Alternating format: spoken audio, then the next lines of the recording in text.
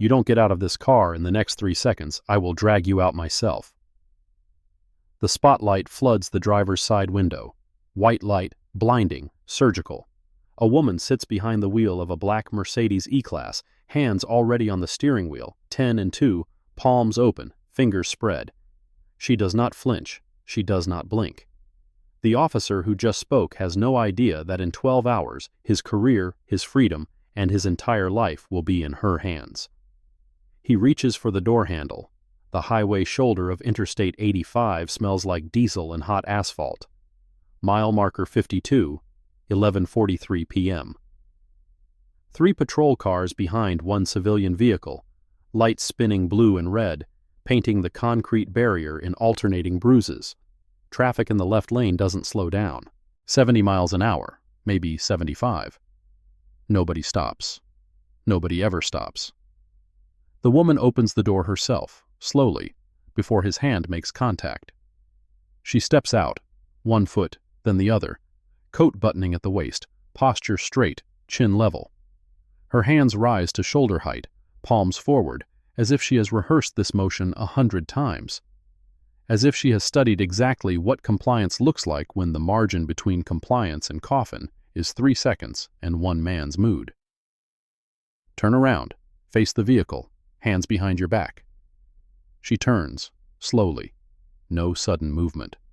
Her coat catches on the side mirror, and she waits, for it to release before she completes the rotation. She does not want to give him a reason. She knows what a reason looks like when you are a black woman on a highway shoulder at midnight and the man behind you has already decided what you are. His hand grabs her left shoulder and slams her into the car door. The impact is sharp, metal against collarbone, a sound that is more felt than heard. Her coat tears at the door handle. Fabric rips. She exhales through her teeth but does not cry out. He pulls her right arm behind her back first, then the left. The handcuffs close. 2 clicks, 3 clicks, 4. Too tight. The metal bites into her wrists, pinching skin, compressing tendons. She feels the warmth of blood immediately. Not flowing, just surfacing, the kind of damage that happens when steel meets bone with no cushion in between. This car doesn't belong to you. His breath is close. Hot. She can smell coffee and something chemical. Mouthwash, maybe, or the antiseptic wipes they keep in patrol car glove boxes. "This is my vehicle," she says. Calm. Flat. Like she has said this sentence before, in a different context, to a different audience, with a very different outcome. "The registration is in the glove compartment. You're welcome to verify." He laughs. Not a chuckle. A full, open laugh, the kind that comes from genuine amusement, from the absolute certainty that he is in control and she is entertainment. His partner, a sergeant, female, mid-40s, standing 6 feet behind him with her arms crossed, laughs too. Shorter, more professional, but she laughs. "Real creative," he says. "I'll give you that." His radio crackles. A voice, female, neutral, professional, cuts through the laughter. "Unit 52, this is dispatch. Vehicle, Georgia registration. Charlie Mike 5543, comes back valid to registered owner. Buckhead address, clean record, no warrants, no stolen vehicle report on file. You are clear to proceed." Clear to proceed. 4 words. The car is not stolen. The registration is valid. The owner is standing right here, cuffed, slammed against her own vehicle, coat torn, wrists bleeding. He reaches for the volume knob on his shoulder radio, turns it down, looks at the sergeant. "Clean," he says. "But something's off." The sergeant nods slowly, steps closer, lowers her voice, but not enough. "Trust your instincts. If it feels wrong, process her. We'll sort it at the station." The woman hears every word, files it, stores it, in a part of her mind that is already building a case. Not emotional, not reactive, but architectural. Brick by brick, timestamp by timestamp, violation by violation. She does not argue. Not here, not now. Not with 3 officers and 70-mile-an-hour traffic and the knowledge that arguing on a highway shoulder at midnight is how people end up as hashtags. She speaks once more, measured, precise. I want every element of this stop documented. Your badge number, your unit number, the time, the dispatch confirmation that this vehicle is not stolen. All of it. He leans closer, close enough that she can feel his chest against her back. Sure thing, sweetheart. I'll document it real nice. Behind them, 15 meters back, a third patrol car idles in the dark. Officer Tate Langford stands beside it, 26 years old, 8 months out of the academy. His hand rests on his belt. His face is unreadable in the red-blue strobe. His dashcam has been recording since he arrived on scene 3 minutes ago. He says nothing, does nothing. Stands there, watching. A statue in uniform, frozen between duty and conscience. The woman makes eye contact with him through the reflection in the patrol car's window. Brief. 1 second, maybe less. He looks away, too quickly. She knows that look. She has seen it many times. The specific discomfort of a person who knows something is wrong and does not know how to stop it without becoming its next target. 12 hours from now, she will be wearing black robes, and the man tightening these handcuffs will walk into her courtroom, look up at the bench, and feel his entire world crack beneath his feet. But right now, she is face down against a Mercedes that belongs to her, bleeding from the wrists, listening to 2 officers congratulate each other on a good stop. The night is long. She can wait. If you are watching this right now, make sure to subscribe and turn on your notifications. You do not want to miss what happens next. 3 days earlier, and the world is quieter. South Atlanta. A 2-lane street where the sidewalk cracks have been cracked so long they have their own ecosystem. Weeds, bottle caps, a flattened styrofoam cup that has become part of the concrete. A laundromat on the corner. A convenience store with iron bars on the windows. And between them, a small storefront, wood sign painted by hand. No neon, no flash. Thorne Alterations. Just the name and the trade. Inside, the air smells like steam and wool. An industrial iron hisses in the corner, sending up a plume that catches the late afternoon light and turns it gold. 4 garment racks line the wall, organized by size, not color, because Seraphina Thorne cares about fit, not aesthetics. A cutting table made of oak fills half the room, its surface scarred by decades of blade work, stained with chalk marks and pin pricks, and the ghost outlines of 1,000 patterns. Sera stands at the table, measuring a gray tweed jacket. The fabric is old, elbows worn, collar slightly curved from years of use. But the weave is good, salvageable. She runs her thumb along the shoulder seam, feeling for weakness, and finds it, 3 inches of thread about to give. She marks it with chalk, pins it, moves on. She measures 3 times before she cuts, always. Records the measurements in a leather notebook. Pencil, never ink, because pencil allows correction.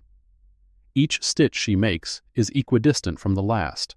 She counts them, does not estimate. When she finishes a seam, she flips the fabric inside out, holds it under the desk lamp, and inspects. If a single stitch deviates, she pulls it out. Does it again. No compromise. This is not a hobby. This is discipline translated into thread. At the secondary table, a young man sits hunched over a black suit jacket, pulling old stitches with a seam ripper. His name is Marcus Adebayo. 24 years old. Tall, thin, hands still clumsy with needle and thimble, but getting faster every week. 3 years ago, those hands were gripping a prison bunk in a federal facility. Wrongful conviction. Car theft. A Honda Civic he had never touched, never seen, never sat inside. The DNA cleared him. The system did not apologize. He holds up the jacket collar, looks across the table. Miss Thorne, this collar, do I fold it notch or peak? She does not look up from her chalk line. Notch. Always notch for single-breasted. Peak is for double-breasted or tuxedo. Write it down. I will not say it again. He nods. opens a pocket notebook, the kind she gave him his first week, and writes. He writes everything. She taught him that. Memory betrays. Paper does not. The door opens. A man in his 50s steps in, dark skin weathered by sun, hands calloused thick, fingernails short and grayed with something permanent. Construction or painting, judging by the knuckles. He carries a black plastic bag. Inside, a charcoal suit, old, creased, moth-nibbled at one cuff. Ms. Thorne, court date Thursday next week. My lawyer said dress sharp. Makes a difference with the jury. Sera takes the bag, opens it, examines the suit without comment, checking lining, lapels, buttons. She holds it up to the light, turns it, finds the moth damage, finds the lining separation, finds the collar that has been pressed wrong so many times it now leans left. Thursday, enough time, leave it. I will replace the inner lining, restructure the shoulder, press it flat, no charge. The man, Jerome Pell, shifts his weight. Uncomfortable. You sure? I can pay. You pay by standing straight when you walk into that courtroom. That is enough. Jerome nods. Thanks her. Leaves. Marcus watches him go, then looks at Sera. Miss Thorne, how long you been doing this? Fixing clothes for people who got court? She finishes her chalk line, sets the pencil down, looks at him, directly, the way she looks at everything, without softening. Long enough to know that a jury decides in the first 90 seconds, before the lawyer opens his mouth, before evidence appears. They look, and they judge. A suit does not change the law, but it changes the way the law looks at you. Marcus holds her gaze for a moment, then looks down at the black jacket in his hands, the one from the donation box at the church, the one that will become someone else's armor.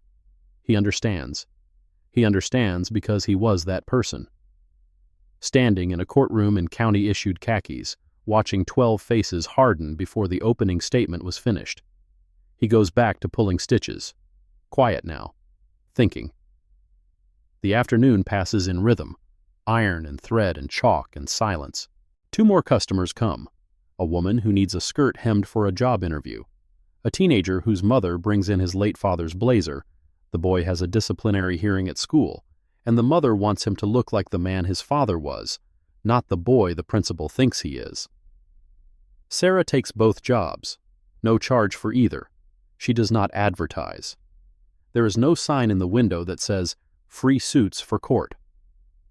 The word travels the way it always travels in neighborhoods like this, through the laundromat, through the bus stop, through the woman at the beauty supply store who knows a woman who knows a woman. Thorne alterations. She fixes things. She does not ask questions. She does not judge.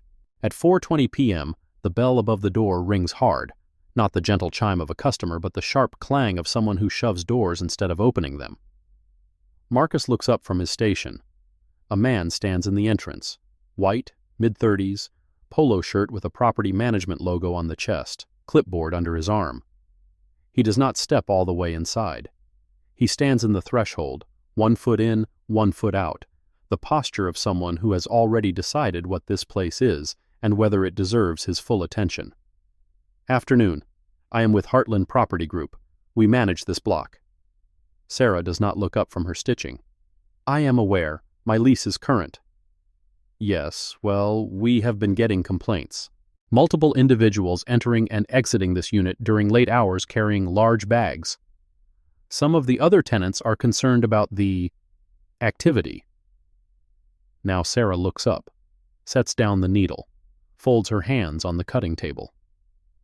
The individuals are my customers. The bags contain clothing. This is a tailor shop. The activity is tailoring. The man shifts his weight, taps the clipboard against his thigh. His eyes move around the room, cataloging the garment racks, the cutting table, the iron, the donation bin, but not seeing any of it. Looking for something that is not there. Something he has already decided is there, because the neighborhood says so, because the faces say so, because the hours say so. I understand, ma'am, but we have an obligation to investigate when what? He does not finish the sentence, does not need to. They both know what the sentence was going to be. When a certain kind of people come and go from a certain kind of storefront, in a certain kind of neighborhood, at a certain kind of hour. The sentence writes itself. It always does. Marcus stands up from his station, slowly. He is tall, 6'2", and when he stands, the room changes shape. The property manager notices. His eyes flick to Marcus, then back to Sera, then to Marcus again. His hand tightens on the clipboard. "I am just doing my job, ma'am." "Then do it elsewhere. My lease is current. My business license is posted on that wall, right there behind you if you had looked. And the next time you receive a complaint about customers carrying bags of clothing into a tailor shop, I suggest you apply the same standard of investigation to the dry cleaner on the corner." The man opens his mouth, closes it. He takes a step backward, a half step, almost involuntary, the retreat of a person who expected submission and received something else entirely. He looks at Marcus one more time, a long look, the kind that catalogs height and weight and skin tone and stores them in a file labeled potential problem. Then he leaves. The bell rings behind him. Angry. Marcus sits back down, picks up his seam ripper. His jaw is tight. "Ms. Thorne, that happen a lot?" "Often enough that I stopped counting." He was looking at me like, I know what he was looking at. "Finish the collar." Marcus nods, goes back to the stitches. But his hands are not steady, and it takes him 3 passes to get the seam right because the adrenaline from standing up and being measured by a stranger's eyes does not fade as quickly as it should. 3 years in a federal facility, and the outside world still looks at him the same way the guards did. Different uniform, same eyes. At 5:40 p.m., another customer arrives. A woman, early 30s, nervous hands, a garbage bag instead of a garment bag. Inside, a men's dress shirt, white, yellowed at the collar, and a pair of slacks that have been hemmed badly with duct tape. Her brother's arraignment is Friday. Sera takes the clothes, examines them without judgment. The yellowing is surface, treatable with peroxide and patience. The slacks need real hemming and a new waistband button. She asks 2 questions. "What size is your brother? When is the hearing?" The woman tells her, starts to ask about cost. "No charge." The woman's eyes fill. She does not cry, holds it together, the way people hold it together when they have been holding it together for so long that any kindness at all feels like a crack in the dam. She thanks Sera. Leaves. Marcus watches the door close. He has stopped pulling stitches. He is just sitting there, seam ripper in one hand, looking at the place where the woman was standing. 3 years, he says quietly. I did 3 years, and I showed up to my own trial in a jumpsuit because nobody thought to bring me anything else. County-issue khakis, flip-flops. Jury looked at me like I was already guilty before the opening statement started. Sera does not respond for a long time. She is pressing the white shirt on the industrial iron, steam rising around her hands, the fabric flattening under heat and pressure. When she speaks, she does not look up. That is why we do this, Marcus. It is the most she has ever said about why, and it is enough. At 6:15 p.m., the last customer leaves. Marcus wipes down the cutting table, rolls fabric scraps into tight cylinders, stores them in the bin under the shelf. Sera shuts off the iron, drains the water reservoir, hangs 3 finished garments on the delivery rack. She moves through closing like a ritual, each step in order, nothing skipped, nothing rushed. She steps outside to lock the front door, and pauses. Across the street, 50 meters down, under the shadow of an oak tree that has outgrown its sidewalk square, a patrol car sits. Lights off. Engine off. But the shape of a person is visible inside, the faint glow of a laptop screen reflecting off a face. Sera looks. 2 seconds. Then she turns the key, pockets it, and walks to her car. Not faster than usual. Not slower. Normal. Marcus comes out the back door, locks the deadbolt, cuts through the alley to the sidewalk. He sees the patrol car too. He has seen it before. or one exactly like it, 3 nights ago, and 2 nights before that. He does not mention it to Sera, not yet. But he opens his phone, zooms the camera, and takes a picture of the license plate. Habit from prison. Document everything, because nobody believes you without proof. At the gas station on the way home, Sera pulls in, swipes her card, begins filling the tank. The attendant, young, white, bored, watches from inside the booth. His eyes move from the Mercedes to Sera, back to the Mercedes. "Nice car. Husband's?" Sera does not answer, does not look at him, finishes fueling, replaces the nozzle, gets in, drives away. Her fingers on the steering wheel tighten, just slightly, just enough. 3 nights pass. 3 nights of ordinary. The shop, the iron, the needle, the customers who come with fabric and leave with something closer to dignity. 3 nights of Marcus learning the difference between a blind hem and a catch stitch. 3 nights of Sera correcting his thread tension and telling him to rip it out and do it again. 3 nights of the patrol car. Marcus keeps a log now. Scribbled in the back of his stitch notebook, behind the notes about notch collars and herringbone patterns.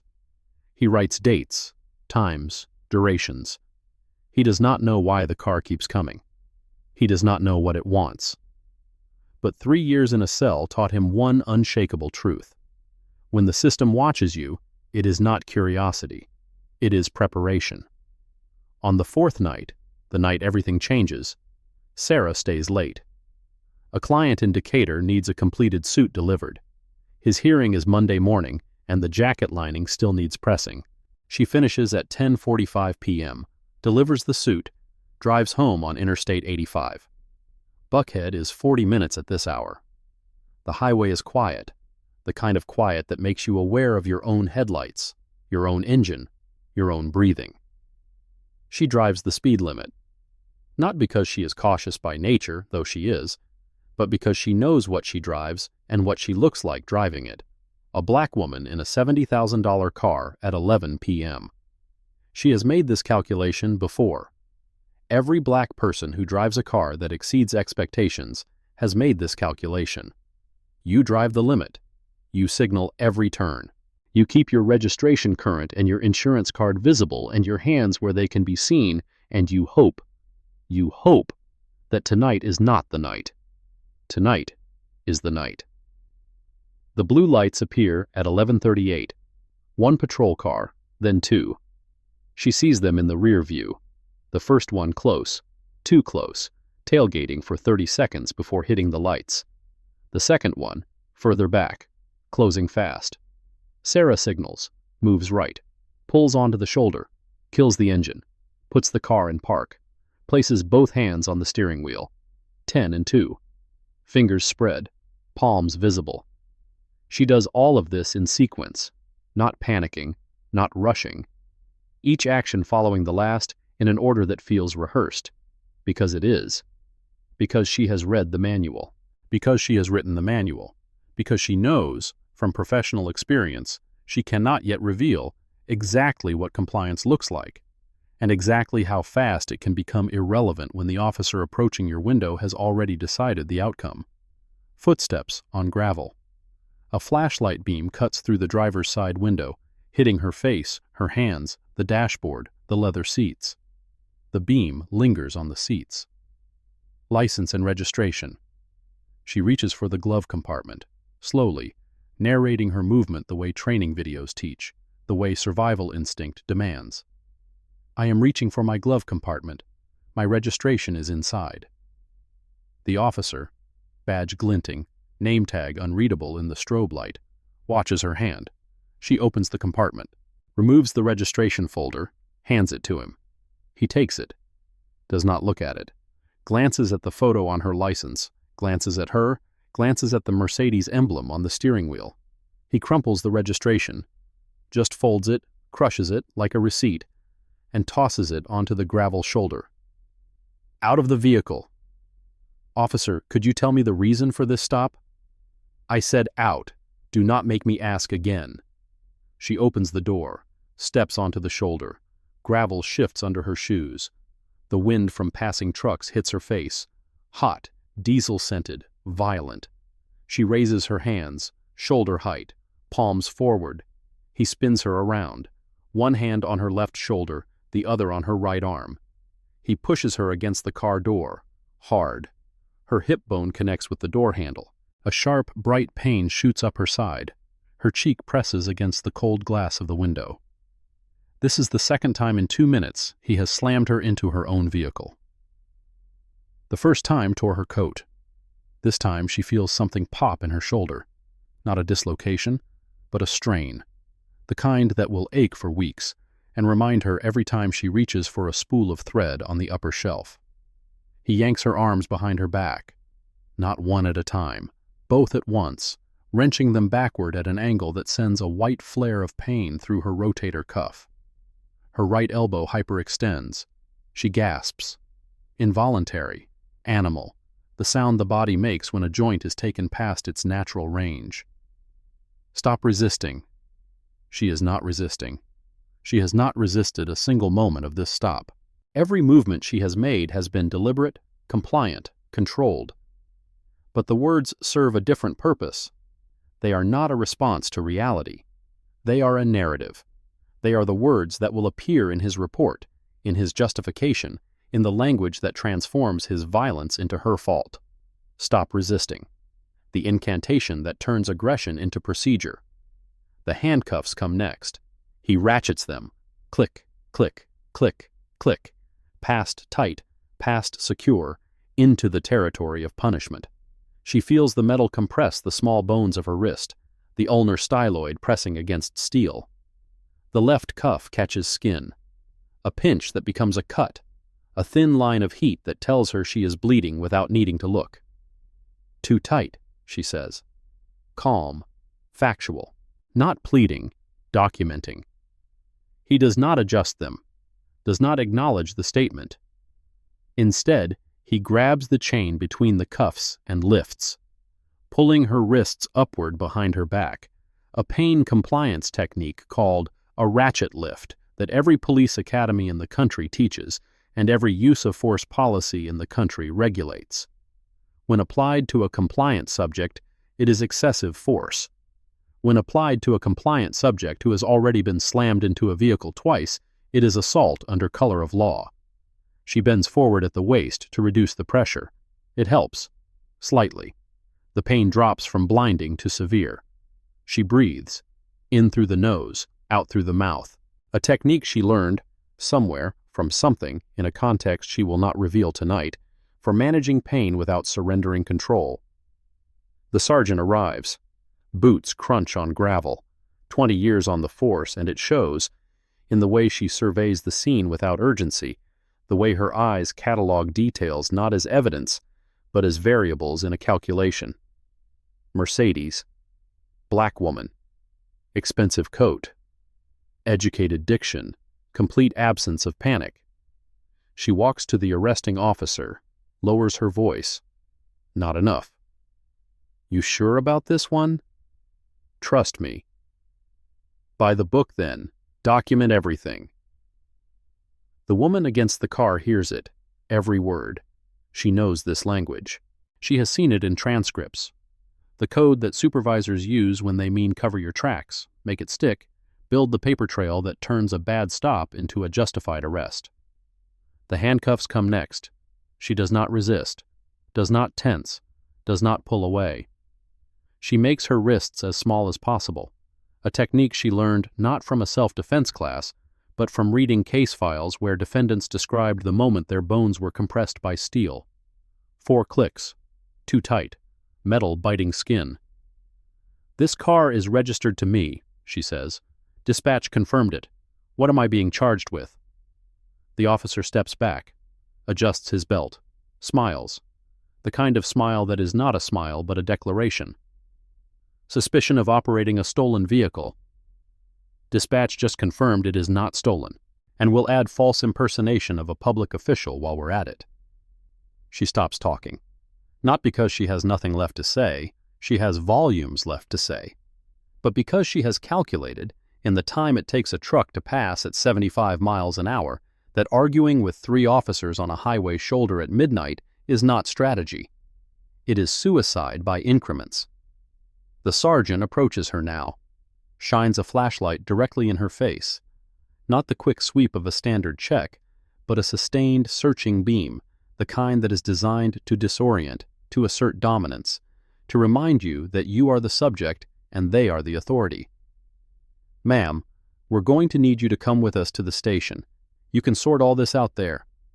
"Sort what out? The car is mine. The documents are valid. What exactly is there to sort?" The sergeant does not answer. She turns to the arresting officer and nods. A small nod, the kind that says, "We are done talking. Process her." Behind them, 15 meters back, Langford shifts his weight from one foot to the other. His hand moves from his belt to his side, then back. A nervous tick. Moral discomfort made physical. His dash cam is still recording. Has been recording everything. Every word, every shove, every violation. The woman sees him in the cruiser's side mirror, notes his body language, the way he stands apart from the other two, not participating, not stopping it, but witnessing. She files that too. If you are learning something new or just enjoying the story, please press the like button. It really helps the channel. The drive to the precinct takes 15 minutes. 3 vehicles, lights flashing, no sirens. A convoy, the kind that usually accompanies high-value arrests, not a woman whose only crime is owning a car that someone decided she shouldn't own.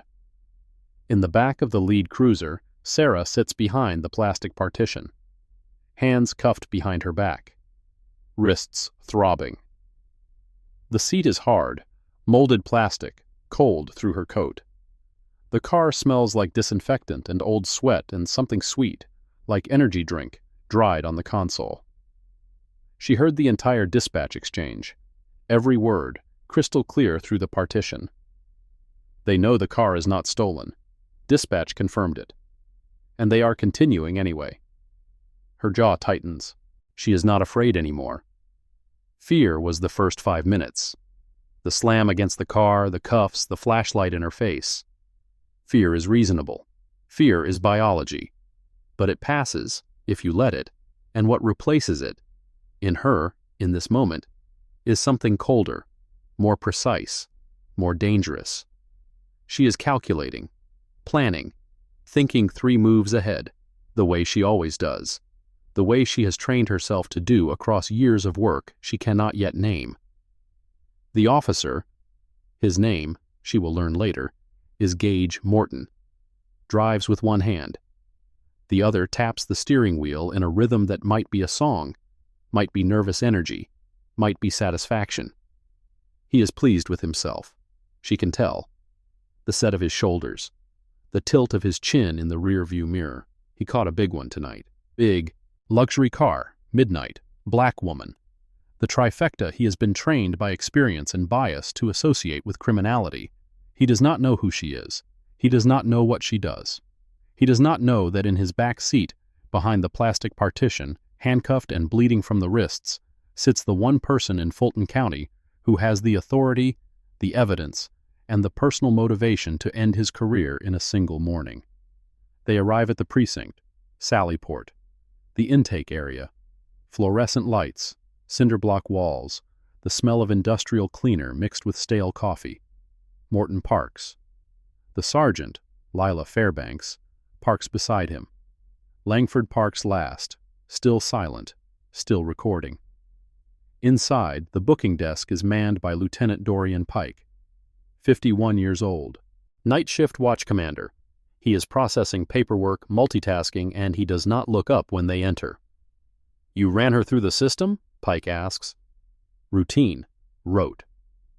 "Clean record," Morton says, "but the vehicle profile fits the pattern we've been seeing. Luxury car, late night, nervous behavior." Pike signs the booking form, does not read it, does not review the details. His signature, a scrawled DP that could be anything, is a rubber stamp of institutional indifference. The system processing the system, nobody checking, Nobody questioning. Nobody looking at the black woman in handcuffs and asking the most basic question, why is she here? Morton walks back to the Mercedes, still parked in the sally port. He opens the passenger door. The inventory search is legally gray, arguable, challengeable, the kind of action that survives or dies in court based on how the report is written. He does it anyway. He finds her briefcase on the passenger seat. Leather. Expensive. Embossed initials on the clasp. ST. He opens it. Court documents. Case files. Business cards. Her name, her title, the seal of Fulton County Superior Court embossed in gold. Everything official. Everything real. He flips through the papers quickly, scanning, not reading. He sees a case number on one file tab. State versus Morton. His brain does not process it. Morton is a common name. Could be anyone. Could be a different Morton. His ego, the same ego that decided a black woman could not own a Mercedes, will not let him see what is directly in front of him. Fairbanks appears at the passenger window. Anything? He holds up one of the business cards, turns it in the fluorescent light. Fake judge credentials. Professional job, though. Good quality. Fairbanks takes the card, feels the paper between her fingers, reads the embossed seal. She should verify. A single phone call. To the courthouse, to the clerk's office, to any of a dozen numbers that would confirm in 30 seconds whether this woman is who she says she is. A single phone call that would end this night, end this arrest, end the cascade of consequences that is about to bury every person in this building. She does not make the call. Book her for false impersonation too. Public official. That is a felony. From behind the partition of the lead cruiser, still cuffed, still waiting, Sera's voice comes through. Controlled fury now leaking through professional composure, the way water finds cracks in concrete. Officer Morton, I strongly advise you to verify my identity through the courthouse before you proceed further. This will not end the way you think it will. Morton slams the briefcase shut, returns to the driver's seat. They all try this. High-end car, fake credentials, probably got a lawyer boyfriend feeding her lines. Fairbanks nods. Just make sure your report is airtight. Behind them, Langford clears his throat once. Nervous energy, moral discomfort. His dashcam is still running. On the cruiser, in the sally port, recording audio through the open window. Everything, every word, every decision. Sera sees him through the side mirror, notes the way he stands, apart, separated, not with them, but not against them. A man standing on a line trying to decide which side has a floor. She files it, adds it to the architecture she is building in her mind, the case, the timeline, the chain of custody, the witnesses. She is not thinking like a victim. She is thinking like something else entirely, something these officers have not accounted for, something they cannot imagine. Because their imagination has limits, and those limits are shaped by the same bias that made them pull over a black woman in a Mercedes at midnight and decide, before dispatch, before registration, before evidence, that she did not belong. The booking process takes 40 minutes. 40 minutes of fluorescent light and paperwork and the particular humiliation that the system has refined into protocol. They uncuff her for fingerprinting. The relief is instant. Blood rushing back into her hands, the pins and needles sensation that means tissue has been deprived and is now screaming for oxygen. Her wrists are raw. 2 red bands, symmetrical, already darkening at the edges toward blue. She flexes her fingers, tests the joints. Everything moves. Nothing is broken. Morton stands 3 feet away, arms crossed, watching her the way he has watched 100 people stand at this counter. The ink pad is cold. The technician, a civilian employee, a woman in her 50s who has done this 10,000 times, takes Sera's right hand, rolls each finger, presses it down. The ink is dark and sticky, and it gets under her nails and into the lines of her palm, and it does not wash off easily, not for days, not completely. Stand there, face the camera. The mugshot station, A height chart on the wall behind her, white lines on gray, numbers climbing from 4 feet to 7. Sera steps to the mark, faces the camera, holds the booking placard, her name, the case number, the date, below her chin. The flash goes off, front, left profile, right profile. 3 photographs that will exist in a database forever. 3 photographs that will follow her, into hearings, into background checks, into the digital memory of a system that never forgets and rarely corrects. Even when the charges are dropped, even when the arrest is proven false, the photographs remain. Photographs. Morton takes the placard from her hands. His fingers close around her wrist, the raw one, the one where the handcuff left a welt, and he squeezes. Not hard enough to be obvious. Not hard enough for the booking camera to record as force. Just enough for her to feel it. Just enough to remind her that in this building, at this hour, he is still the one with the badge. She does not flinch, does not pull away. She looks at his hand on her wrist, looks at it with an expression that Morton has never encountered before. Not fear, not anger, not pleading. Something closer to memorization, as if she is photographing his grip with her eyes, filing the angle, the pressure, the specific knuckles that are pressing into her specific injury, into a folder that she will open later in a room where his badge means nothing. He releases her wrist, turns away. Does not understand the look. Fairbanks appears with a transparent property bag. Personal effects. The emptying. Phone, placed in the bag. Wallet, placed in the bag. Watch. Sera hesitates. The watch is a gift from Ethan, their 10th anniversary.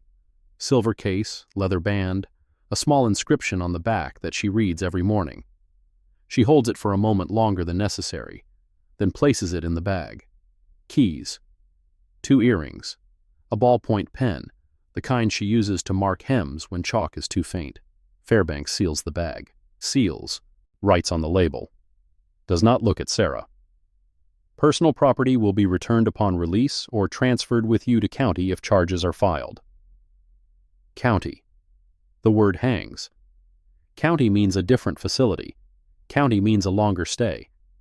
County means the system's jaws closing further. Sera says nothing. She has already calculated the odds. The charges will not survive morning. Dispatch confirmed the vehicle. The credentials are real. No prosecutor in Fulton County would touch this case. She will be out by sunrise. But the process does not care about odds. The process grinds forward regardless. Fingerprints, photographs, property bag, holding cell. The process is a machine, and machines do not distinguish between the guilty and the innocent. They process. Morton escorts her down the hallway toward the holding cells. The corridor is narrow, cinder block walls, painted green at the bottom, beige at the top, a color combination chosen by someone who has never been escorted down it. Their footsteps echo, his boot heels, her flats. He walks behind her, close, closer than necessary, his chest nearly touching her back.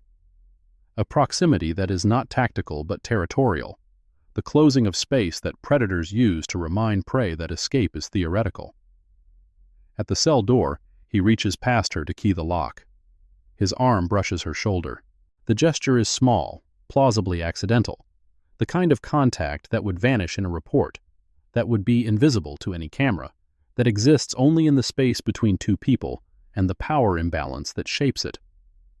He pushes the door open, nods toward the interior. Welcome home. She steps inside, does not look back. The door closes. The lock engages. A heavy metallic thunk that reverberates through the concrete and into her chest. The holding cell is 8 feet by 10. Cinder block walls painted gray. A fluorescent tube overhead that never turns off, the kind of light that eliminates shadows and time simultaneously, so that 1 hour feels like 5 and 5 hours feel like 1.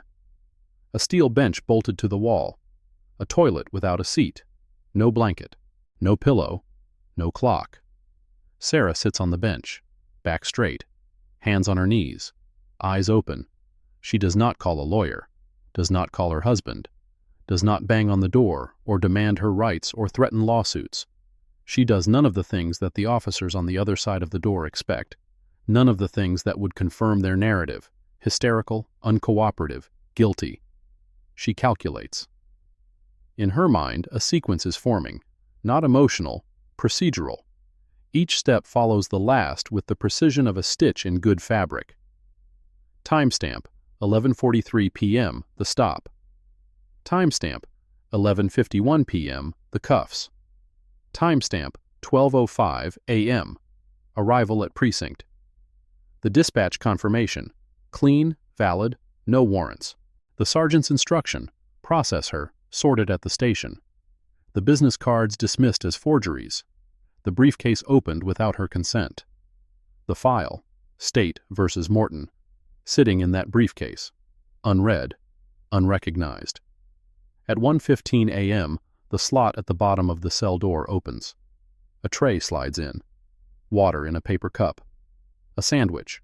White bread, processed cheese, nothing else. The hand that pushes it through is young. Male. "Ma'am, is there anything else you—" The hand is pulled back. Another voice behind it. Older. Sharper. "Just leave it. She is not a guest." The slot closes. Sera looks at the tray. Does not touch it. Not because she is not hungry. She is. But because eating their food feels like accepting a premise. And the premise that she belongs here, that this cell is appropriate, that this sandwich is a reasonable response to a woman whose only crime is existing in a vehicle she owns, is one she will not accept, not even symbolically. At 3 a.m., footsteps in the hall. A face appears at the observation window. Morton. Off duty now, technically. His shift ended at 2, but he is still here, still in the building. He stands at her door for 10 seconds, maybe 15, looking in. She looks back. Neither speaks. It is the kind of silence that has weight, the kind where both people know something the other does not, and neither is willing to reveal it first. He leaves. His boot heels fade down the corridor. She exhales. One long, controlled breath, and returns to her count. She removes her watch. Habit. Sets it on the bench beside her. The second hand sweeps. 60 seconds. 1 minute.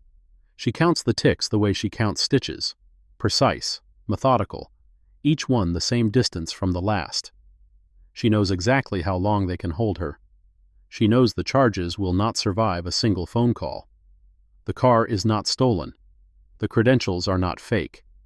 The impersonation charge is a fantasy. You cannot impersonate something you already are. She waits, patient, exact, like counting stitches on a seam. What Sera does not know, not yet, not until the evidence reaches her, is that her arrest tonight is not an anomaly. It is a pattern. 2 weeks before this night, Lieutenant Dorian Pike sat at a department computer terminal and accessed the internal personnel system. He navigated to Officer Gage Morton's file. He opened the complaints section. 3 formal complaints, filed by 3 different people over 2 years, sat in the system, flagged for review. Complaint 1. Excessive force during a traffic stop, filed by a 34-year-old black accountant who was pulled from his BMW at a gas station and held at gunpoint for 45 minutes before being released without charges. Complaint 2. Racial profiling, filed by a 41-year-old black nurse whose Lexus was stopped on the same stretch of I-85. Same time of night, same accusations, same result. Released, no charges, no apology. Complaint 3. Falsification of reports, filed by a public defender who noticed that Morton's incident narratives contained identical language across multiple stops. Copy-pasted justifications, recycled probable cause, the same phrases appearing word for word in reports filed months apart. 3 complaints, 3 different people, the same story. Pike deleted all 3, not archived, not reclassified.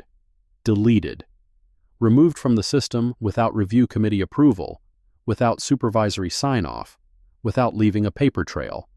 or so he thought. Because the system logs deletions.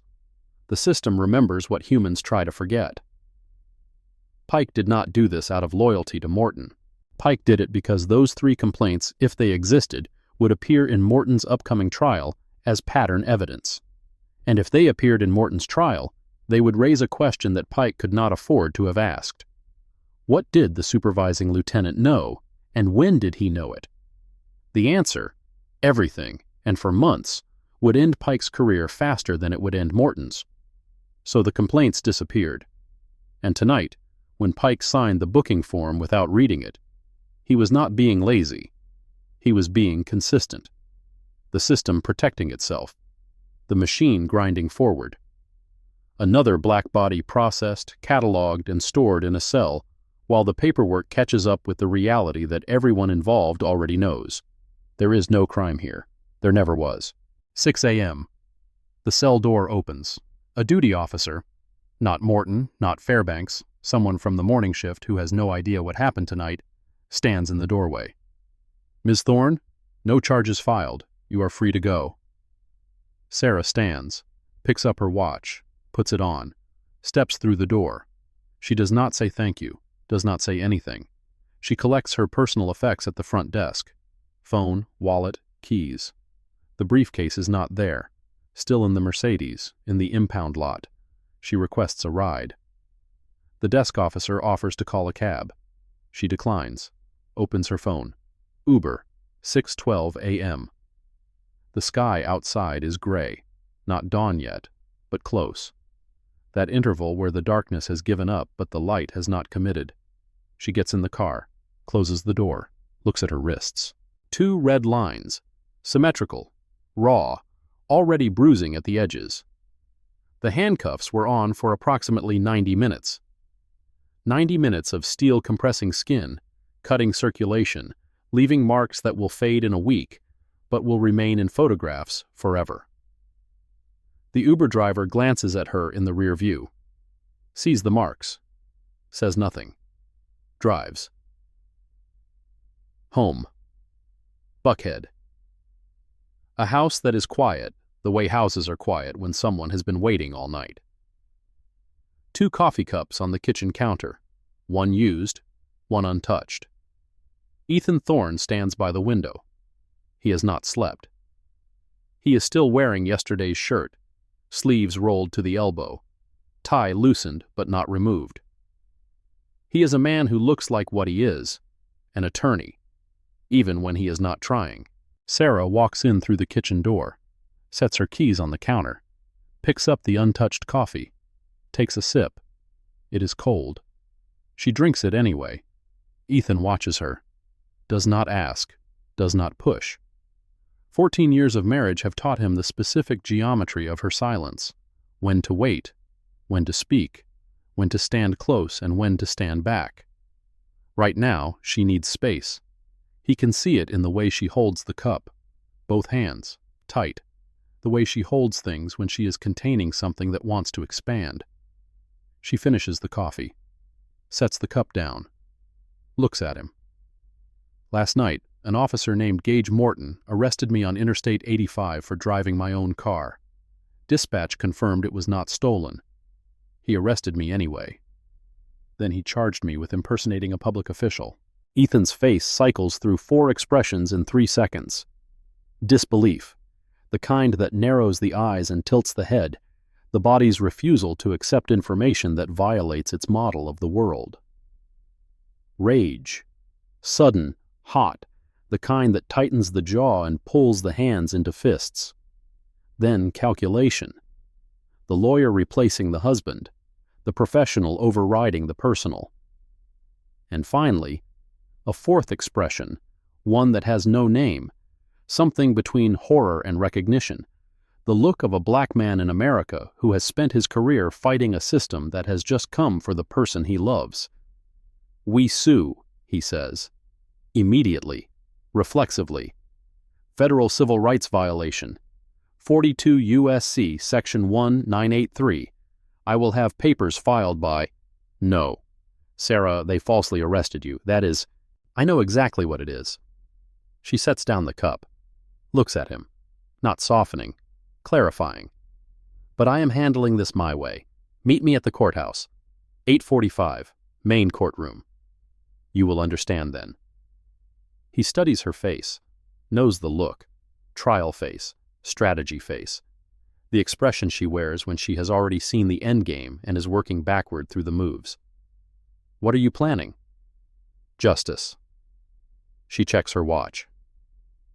7:30 a.m. 1 hour and 15 minutes. The trial, Morton's trial, the excessive force case involving a 17-year-old named Jordan Williams, begins at 9. She has been assigned to this case for 3 weeks. She reviewed the file yesterday afternoon. That review is the reason she was driving home so late last night. She goes upstairs, showers. The hot water hits her wrists. The raw lines sting, sharp and immediate, a reminder that is unnecessary because she does not need reminding. She is not washing off the night. She is washing off the last traces of the person they thought she was. The woman on the highway shoulder, the suspect, the body in the cell. That person served a purpose. That person was evidence. Now she is something else. She towels off, opens the closet, reaches past the blouses, past the suits, past the everyday armor to the back, where a garment bag hangs, zipped, heavy. She pulls it out, unzips it. Black fabric, dense weave, wide sleeves, a collar that sits high and frames the face. Judicial robes. She lays them on the bed, looks at them the way a soldier looks at body armor before walking into his own. This is not clothing. This is authority. The physical manifestation of every year of study, every case argued, every decision rendered. Every morning she put on these robes and swore to uphold a system that has just, 12 hours ago, tried to crush her beneath its boot. She dresses, methodically. Each button a reclamation, each layer a restoration. She comes downstairs, robes folded over her arm, pours fresh coffee, looks at Ethan. I will see you at the courthouse. Trust me. He nods, still confused, but he trusts her, has always trusted her, and right now, standing in their kitchen at 7:40 a.m. on a Wednesday morning, watching his wife carry her judicial robes toward the garage with red marks on her wrists and fire in her eyes. Right now, he trusts her more than he trusts himself. She drives to the courthouse, parks in the reserved section, the one marked Judges Only, the one that Morton drove past 100 times and never once imagined could belong to the woman he arrested. She enters through the side door, avoids the main lobby, does not want to see anyone, does not want to explain. She goes directly to her chambers, locks the door, sits at her desk, opens the case file. State of Georgia versus Gage Morton, case number 2024-CR-842. She has read it 3 times already, knows the facts by memory. Excessive force allegations. A 17-year-old black kid named Jordan Williams. Traffic stop on May 14th. Morton's knee on the kid's back. Disproportionate response. Pattern of behavior. She reads it a 4th time. With new eyes, personal eyes, victim eyes. Because now she is not just the presiding authority. She is evidence. She is Exhibit A in a pattern she did not know she would become part of. And the file sitting on her desk, State versus Morton, is no longer an abstraction. It is autobiography. Her phone vibrates. Text from the bailiff. Courtroom ready. Parties arriving. She stands, puts on the robes, checks her reflection in the small mirror on the wall. Composed. Professional. No sign of last night, except the wrists, hidden under black sleeves, throbbing softly, keeping time. 7 a.m. Across town, the shop. Marcus arrives early, opens the front door with the spare key Sera gave him his 2nd month. The cutting table is clean. He cleaned it himself yesterday before closing. The iron is cold. The delivery rack holds 3 finished garments. Everything in order. Everything where it should be. Except Sera. She is always here before him. Always. First in, last out. The lights are on when he arrives, and the iron is already hissing, and the chalk marks are already on the fabric. That is how it works. That is the rhythm. Today, the desk lamp is off. The coffee cup from yesterday is still on the shelf. The shop is exactly as he left it 11 hours ago, untouched, unlived in, wrong. He calls her phone. No answer. Calls again. No answer. His stomach tightens. 3 years in federal custody teaches you one unshakable lesson. When someone disappears without warning, it is never good news. People do not vanish because they are happy. People vanish because something has taken them. The system, the street, the silence that fills the space where a person used to be. He opens the security camera app on his phone. The system is old. 4 cameras, cloud storage, 7-day rolling archive. He scrubs back to last night. 9:15 p.m. Sera locks the front door, steps onto the sidewalk. Normal, routine. But in the corner of the frame, bottom right, across the street, a patrol car. The same one. Same position. Same shadow under the oak tree. He scrubs further. 3 weeks back. He counts. May 1st, patrol car, Unit 52, 9:02 p.m. to 10:47. May 4th, 8:55 p.m. to 11:12. May 7th, May 9th, May 12th, May 15th, May 18th. 7 nights across 3 weeks. Same vehicle, same position, same angle, directly facing the shop entrance. Marcus screenshots every frame, records dates, times, durations, saves them to his phone, and emails them to himself. Backup, redundancy. Because evidence that exists in only one place can be made to not exist. And he knows this because his own evidence, the DNA that eventually freed him, almost vanished twice before it reached the courtroom. He calls Sera a 3rd time. This time she answers. "Miss Thorne, are you all right?" He does not call her Sera, does not call her boss, does not use her first name the way a casual employee would.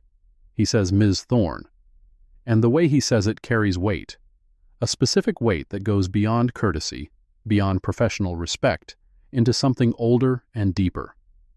The weight of a man who owes a debt he has never spoken aloud. Because she gave him a job when no one else would, because she taught him a trade when the world told him he was finished, because she looked at his hands and saw a tailor, not an inmate. "I am fine, Marcus. I need you to do something for me." Anything. The footage from the security cameras. Every night that patrol car appeared. Save it. All of it. And do not delete anything. Already done, Ms. Thorne. 7 nights. 3 weeks. Unit 52. Silence on the line. 2 seconds. 3. Good. I will explain later. Right now, I need to be somewhere. She hangs up. Marcus stands in the empty shop, phone in hand, morning light coming through the window, dust motes drifting through the beam. He looks at the cutting table, at the rack of finished suits, at the donation bin in the corner, where the cast-off garments of strangers wait to be transformed into something that might change the way 12 people look at a human being. He does not know where Sera needs to be. He does not know what happened last night, but he knows the patrol car was there, has been there. And he knows that in his experience, when police watch a place that long, what comes next is not a conversation. He picks up the seam ripper, sits at his station, starts pulling stitches from a navy blazer that a woman brought in yesterday for her son. 16 years old. Court date next Tuesday. Loitering with intent, which means, translated from legal into reality, standing at a bus stop while black. He works, he waits. But the footage gnaws at him. 7 nights, 3 weeks, 1 patrol car. He has seen this before. Different city, different car, same feeling. The feeling of being surveilled. The feeling of a system taking notes before it takes action. At 8:15 a.m., he makes a decision. He saves the footage files to a USB drive, the one he keeps in his jacket pocket, the one he bought at the dollar store his first week out of prison. He puts the USB in the lining pocket of the navy blazer he is working on. Hidden, secure, the kind of place nobody checks because nobody expects a tailor's workstation to contain evidence.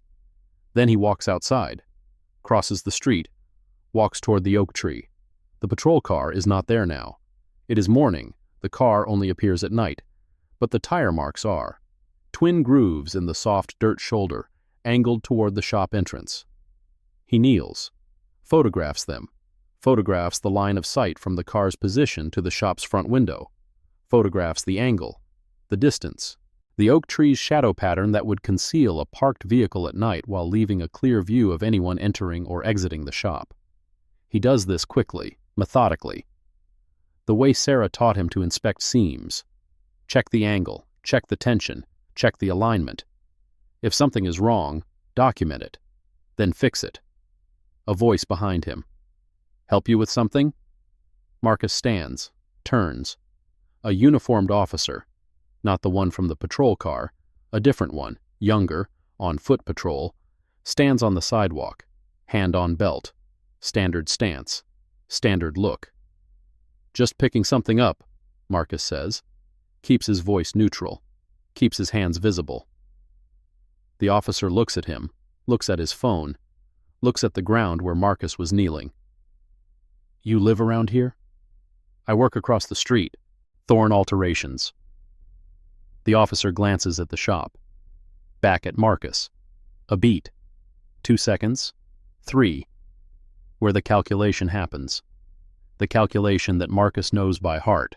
Threat or not, worth the paperwork or not, does this face match a profile or not? All right, have a good day. The officer walks on. Marcus crosses back to the shop. His heart rate, which he did not notice until now, is elevated. His palms are damp. His mouth is dry. 3 years free, and every encounter with a uniform still triggers the same cascade. Adrenaline, assessment, the reflexive check of exits and witnesses, and whether his hands are visible. He goes back inside, closes the door, locks it, sits at his station, picks up the seam ripper.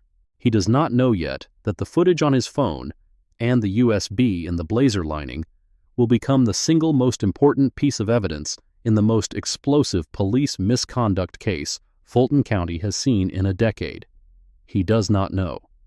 But he saved it anyway, because paper does not betray, and neither does the cloud. Make sure to like and subscribe and turn on the bell notification. The next part of this story is something you truly need to hear. 7:15 a.m. Internal Affairs Division, Fulton County Police Department. Detective Rhea Kessler has been with the division for 15 years. She has investigated 73 officers. She has seen patterns, the kind that repeat with the monotony of a machine, the same stops, the same demographics, the same reports, the same outcomes, the same silence from supervisors. She has seen cover-ups, not the dramatic kind, not shredded documents and midnight meetings, but the ordinary kind, the kind that happens when a lieutenant checks a box that says unfounded and moves on to lunch. She has seen the system protect its own, 73 times. This morning, she arrived at 5:47 a.m. because an email was waiting in her internal inbox.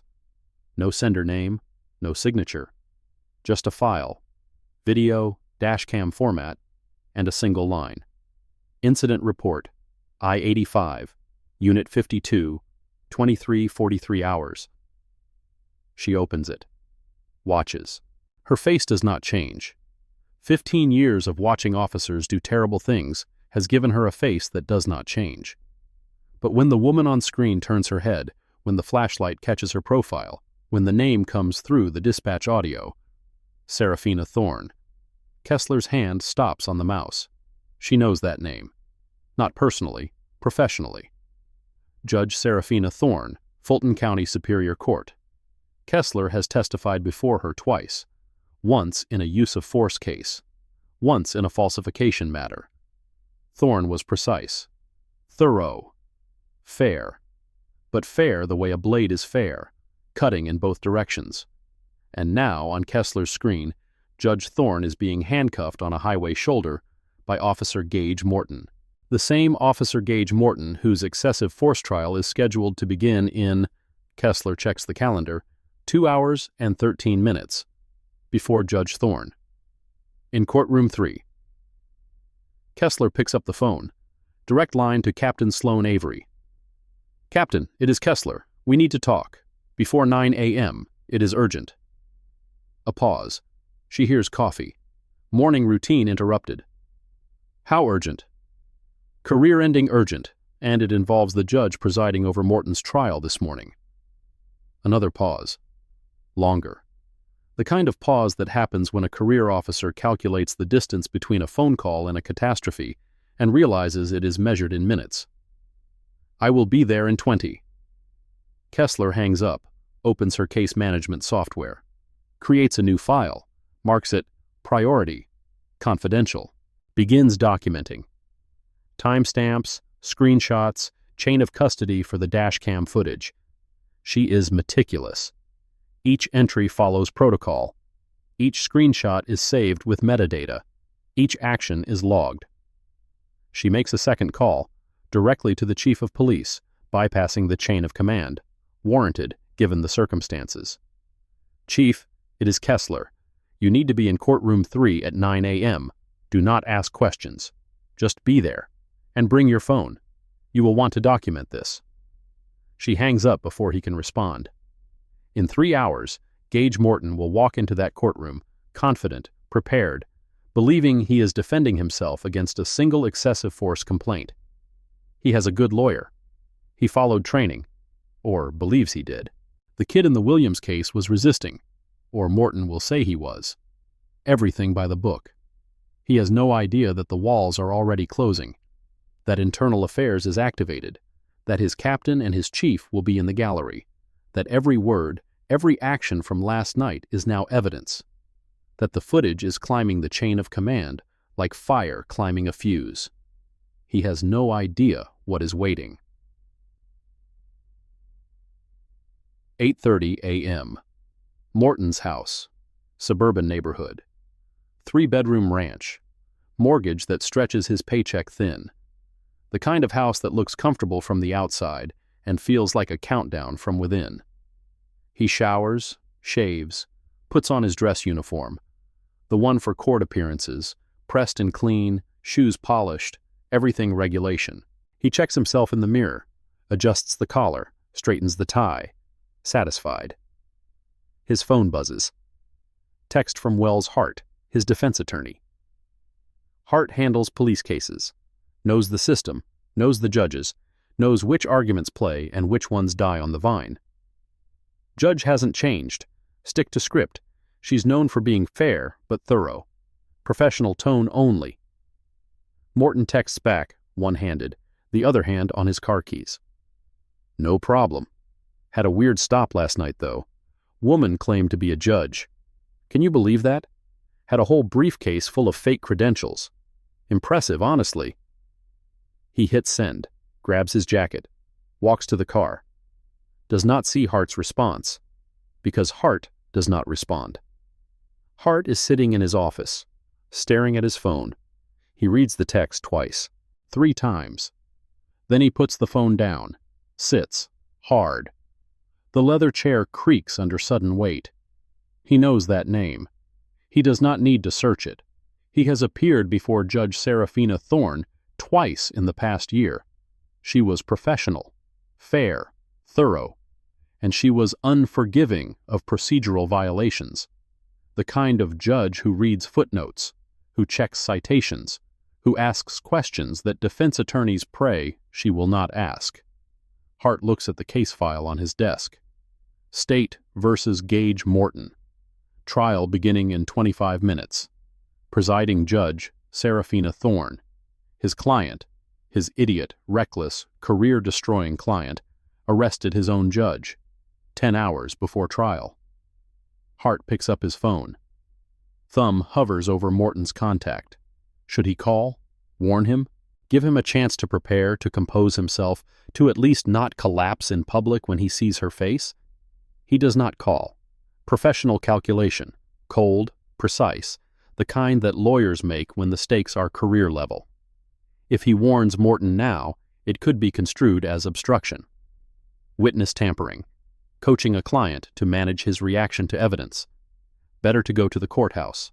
Assess the situation in person. See how bad it really is. He closes the phone, gathers his files, heads to the courthouse. At 8:45, Morton arrives, parks in the public lot, the one next to the judge's only section, the one he walks past without a second glance. He goes through security, metal detector, badge and firearm left in his vehicle, court protocol. He sees other officers in the hallway, colleagues there for other hearings, other cases, other days. They nod, wish him luck. He nods back, confident, relaxed. He has a strong defense. He followed training. The kid was resisting. Everything by the book. Hart arrives 5 minutes later, sees Morton waiting on the bench outside courtroom 3, walks over, briefcase in hand, face carefully neutral, so carefully neutral that it is, to anyone who knows what to look for, a scream. "Blake, that woman you arrested last night." The courtroom doors open. The bailiff steps out, gray-haired, experienced, the kind of man who has seen everything and is no longer surprised by anything. All rise. The Honorable Judge Seraphina Thorne presiding. Morton stands, still talking to Hart, still looking down at his notes, not paying attention. He walks through the doors. The courtroom is full, gallery packed, reporters in the second row, uniformed officers scattered throughout, court staff in their positions, the bailiff standing at attention near the bench. A normal trial day, a normal courtroom, normal light, normal air, normal everything. Except it is not normal, and Morton is the last person in the room to know it. Ethan Thorne sits in the front row of the gallery, behind the prosecution table. He is wearing a charcoal suit, pressed, immaculate, and his face is the face of a man who is holding something back with enormous effort. He watches Morton walk in, watches him sit at the defense table with the easy confidence of a man who has not yet been destroyed. Ethan's hands rest on his knees. His jaw is set. He wants to stand up and tell this man exactly who he arrested last night. He wants to cross the aisle and grab him by the lapels and ask him how it felt to slam a woman into her own car for the crime of being black and successful. He does not. Because Sera asked him to trust her, and because what is about to happen, what she has orchestrated in the space between midnight and morning, between the cell and the bench, between the woman who was cuffed and the judge who holds the gavel, is more devastating than anything Ethan could do with his hands or his words. So he sits, and he waits. The side door opens, the judge's entrance. 3 steps up to the bench. Morton looks up. And time, for the second time in 12 hours, stops moving for Gage Morton. But this time, it does not resume. Recognition hits, not gradually, not in pieces. All at once, a freight train at full speed, no brakes, no warning, no chance to brace. His eyes widen, blink, widen further. His brain sends a signal that his body refuses to accept. The face on the bench, the face above the black robes, the face that is now looking down at him with an expression of absolute, glacial, thermonuclear calm, is the face he pressed against a car window 12 hours ago. The color drains from his skin. Not pale. Ash. Gray-white. The color of concrete in rain. His lips part. No sound. Throat sealed. The briefcase slips from his fingers, hits the hardwood floor with a sound that cracks through the courtroom like a gunshot. Every head turns. His knees unlock. That specific feeling, gravity pulling wrong, the floor tilting, the body suddenly unsure which direction is down. He sways forward. His right hand shoots out, slams onto the defense table, gripping the edge. Knuckles white, holding on like a man on the edge of a roof. His left hand clutches his chest, shirt fabric bunched in his fist, shallow breathing, rapid, inadequate. Cold sweat breaks across his forehead. Hart grabs his elbow, hard, fingers digging into the crook of the arm, physically holding him upright, physically preventing the collapse that is 1 second away from happening in front of every person in this room. "Sit down," Hart hisses, teeth together, teeth, lips barely moving. "Now." Morton collapses into the chair. Not sitting. Falling into a seated position, the chair scraping backward on the floor, a sound that draws even more eyes. Everyone watching now, everyone seeing him come apart. The bailiff steps forward, concerned, professional. "Sir, are you all right? Do you need medical attention? We can call EMT." Morton shakes his head. Violent. Cannot speak. Hand still gripping the table, room still spinning. In the back row, where nobody notices, where nobody is looking, Captain Sloan Avery sits with his phone held low, recording. Beside him, Detective Rhea Kessler, also recording. Both of them documenting this moment, this reaction. Consciousness of guilt, evidence for the internal affairs file that is already open, already growing, already alive. Sera settles into her chair, takes her time, arranges papers on the bench, straightens her nameplate, adjusts her water glass. Every movement deliberate, controlled, unhurried. She does not look at him, not yet. She is making him wait, making him sit in the knowledge of what he did, in the recognition of who she is, in the understanding that the power dynamic between them has not just shifted, it has inverted. 12 hours ago, he held the handcuffs. Now she holds the gavel, and neither of them will ever forget which one is heavier. She looks up. Her eyes find Morton. Lock on. 3 seconds. Unblinking. A gaze that is not angry, not vindictive, not triumphant, but aware. The gaze of a woman who has seen exactly what this man is capable of in the dark, and is now showing him what she is capable of in the light. He cannot hold it. Looks down. Papers on the table blur. His hands tremble. Visible, undeniable. "Counsel," Sera says. Glacier voice, formal. "Does your client require medical assistance? We can recess for 10 minutes if needed." Hart stands, one hand still on Morton's shoulder, literally holding him in the chair, literally preventing him from bolting or collapsing or doing whatever his animal brain is screaming at him to do. "No, Your Honor, we are ready to proceed." A lie. A complete, tactical lie. But better than the truth, which is, my client just realized he arrested his own judge, and his body is shutting down. Sera nods. Slow, the nod of a woman who has all the time in the world. Because she does. "Good morning. Case number 2024-CR-842, State of Georgia versus Gage Morton. Excessive force allegations stemming from an incident on May 14, 2024. She pauses, lets the case number settle into the room like a stone dropped into still water. "Before we begin, I need to make a disclosure to the court." The word disclosure hits Morton like a physical blow. His head snaps up. A fresh wave of panic floods his face. Whatever color had begun to return drains again, faster this time, like water through a broken dam. Hart's hand tightens on his shoulder, a grip that says, "Do not move, do not speak, do not breathe louder than you have to." The courtroom waits, every eye on the bench, every breath held. And Sera, who paid for this moment in handcuffs and humiliation and a night on a steel bench under lights that never turn off, takes her time. She looks at Morton one more time, sees him falling apart, sees the realization eating him alive from the inside out, the recognition that the woman he degraded, the woman he slammed into a car door and handcuffed and mocked and booked and caged, is the woman who now holds his future in her hands. Not metaphorically, literally. The gavel on her bench weighs less than a pound. It weighs more than his entire life. She sees him understand this, sees the understanding break something in him that will never be repaired. Good, she thinks. Let him feel it. Let him sit in it the way she sat in that cell, with no exit, no appeal, no one coming to help. Then she begins, because she earned it, every second of it.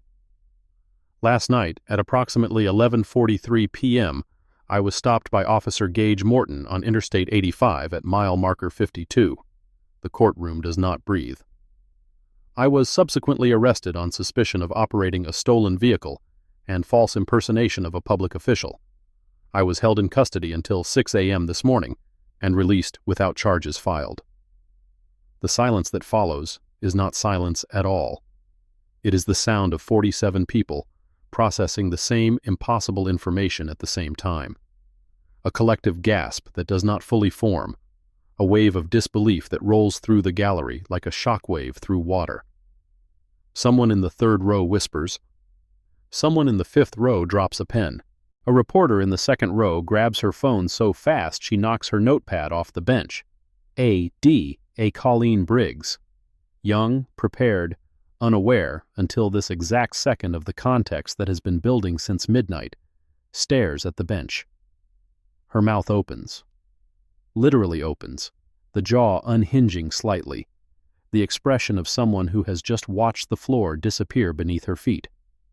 She turns to look at Morton, then back at Sera, then at Morton again, connecting points, calculating implications, realizing, in the span of 3 heartbeats, that the trial she prepared for has just become something entirely different.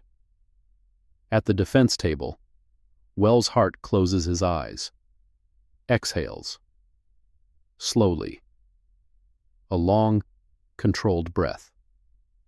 The breath of a man who knew it was bad and has just learned it is catastrophic. His hand remains on Morton's shoulder, fingers pressing into the fabric of the dress uniform, physically holding his client in the chair. Morton does not move, cannot move. He is staring at the surface of the defense table. The wood grain, the scratches, the small gouge near the corner where someone once dug a pen in too deep. With the intensity of a man who believes that if he does not look up, the world above him will cease to exist. His hands are trembling, visible, undeniable. The tremor starts in his fingers and radiates upward through his wrists, his forearms, his elbows, until his entire upper body is vibrating with a frequency that everyone in the front 3 rows can see. Sera continues, voice steady, professional, no emotion bleeding through, not because she does not feel it, but because she has decided, somewhere in the architecture of the last 12 hours, that her emotion is not the point. The evidence is the point. The procedure is the point. The system that failed her will not fail Jordan Williams. Not today. Georgia Code of Judicial Conduct, Canon 3, requires disclosure of any interaction between a presiding judge and parties appearing before the court that might create an appearance of bias or conflict of interest. I have now made this disclosure fully and completely. She pauses, lets it breathe. Lets every person in the room digest the legal framework she has just laid. Precise, technical, the language of a professional who understands that what matters in a courtroom is not how you feel, but what you can prove and how you frame it. I am not recusing myself from this case. Hart is on his feet before the sentence is finished. He has to be. It is his obligation, as defense counsel, as an officer of the court, as the only person in this room whose job it is to protect Gage Morton from the consequences of his own stupidity. Your Honor, with all respect, this creates an unavoidable appearance of impropriety. Under 28 U.S.C. Section 455 and Canon 3-E, a judge shall disqualify herself in any proceeding in which her impartiality might reasonably be questioned. I move for immediate recusal and reassignment. His voice is steady. His argument is correct. On appeal, this motion, this objection, preserved in the record, may be the only thing that saves his client's conviction from reversal. Hart knows this. He is not arguing to win today. He is arguing to survive tomorrow. Sera looks at him. 3 seconds. The gaze of a woman who has considered this argument from every angle, because she has, in the cell, on the bench, in the shower, in the car, across every minute of the last 12 hours, and has arrived at an answer she can defend. Your motion is noted for the record, counselor, and I want to be clear. This disclosure and your objection will be preserved in full for any appellate review. She pauses. Lets that register. She is not hiding the vulnerability of her position. She is acknowledging it, and proceeding anyway. However, Canon 3-E applies a reasonableness standard.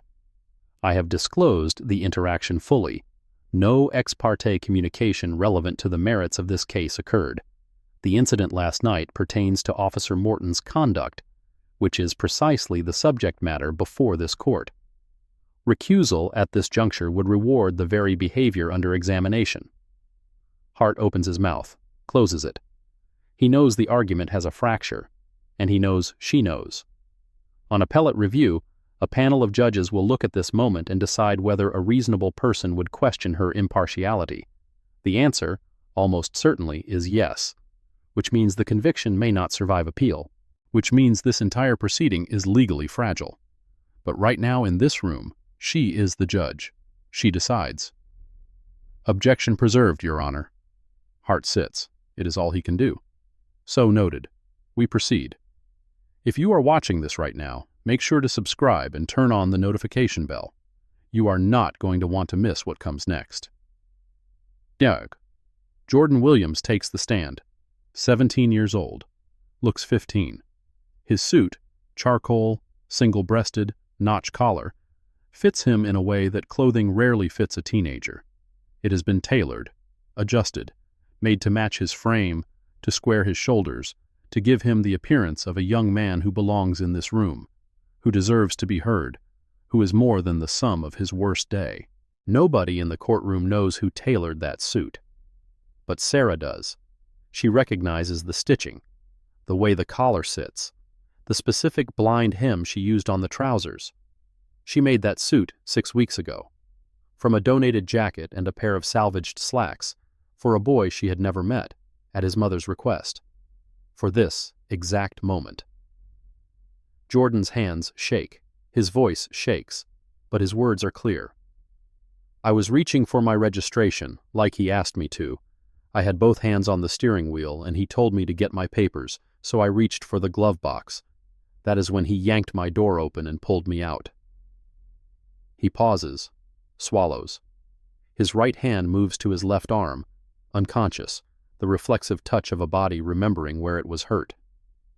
He grabbed my collar first, then my arm. He pulled me sideways out of the seat and my head hit the door frame. Here. He touches his temple. I fell onto the pavement. My hands went out to catch myself, and he kicked my arm away. My face hit the ground. I felt gravel in my cheek. The gallery is rigid. A woman in the 4th row covers her mouth with her hand. He put his knee on my back, between my shoulder blades, and he pushed down. I could not breathe. Not all the way, just little sips of air. I tried to say I could not breathe, and he said stop resisting, and I was not resisting. I was trying to breathe. Jordan's eyes are wet, but he does not cry. He holds it, the way 17-year-olds hold it when they have learned that crying in front of adults with power makes them look guilty instead of hurt. He grabbed my right wrist and twisted it behind my back. I heard something pop, my shoulder. It was not broken. The doctor said it was a sprain, but it felt like something tore inside. I screamed. He twisted harder and told me to shut up. Then the cuffs went on. He looks at the gallery, at the reporters, at the officers, at the empty space in the air where Morton's eyes should be but are not, because Morton has not looked up from the table in 4 minutes. I did not resist. I was not fighting. I was 17 years old, alone, at night, and a police officer had just ripped me out of my car and thrown me on the ground. I was terrified. My hands were shaking so badly I could not open them flat. He put his knee on my back and told me to stop resisting. I was not resisting. I was shaking because I was scared. The courtroom is quiet. The kind of quiet that has texture, thick, heavy, the silence of people who are listening not just with their ears, but with their memories. Because everyone in this room either knows this story or is this story. A traffic stop that became something else.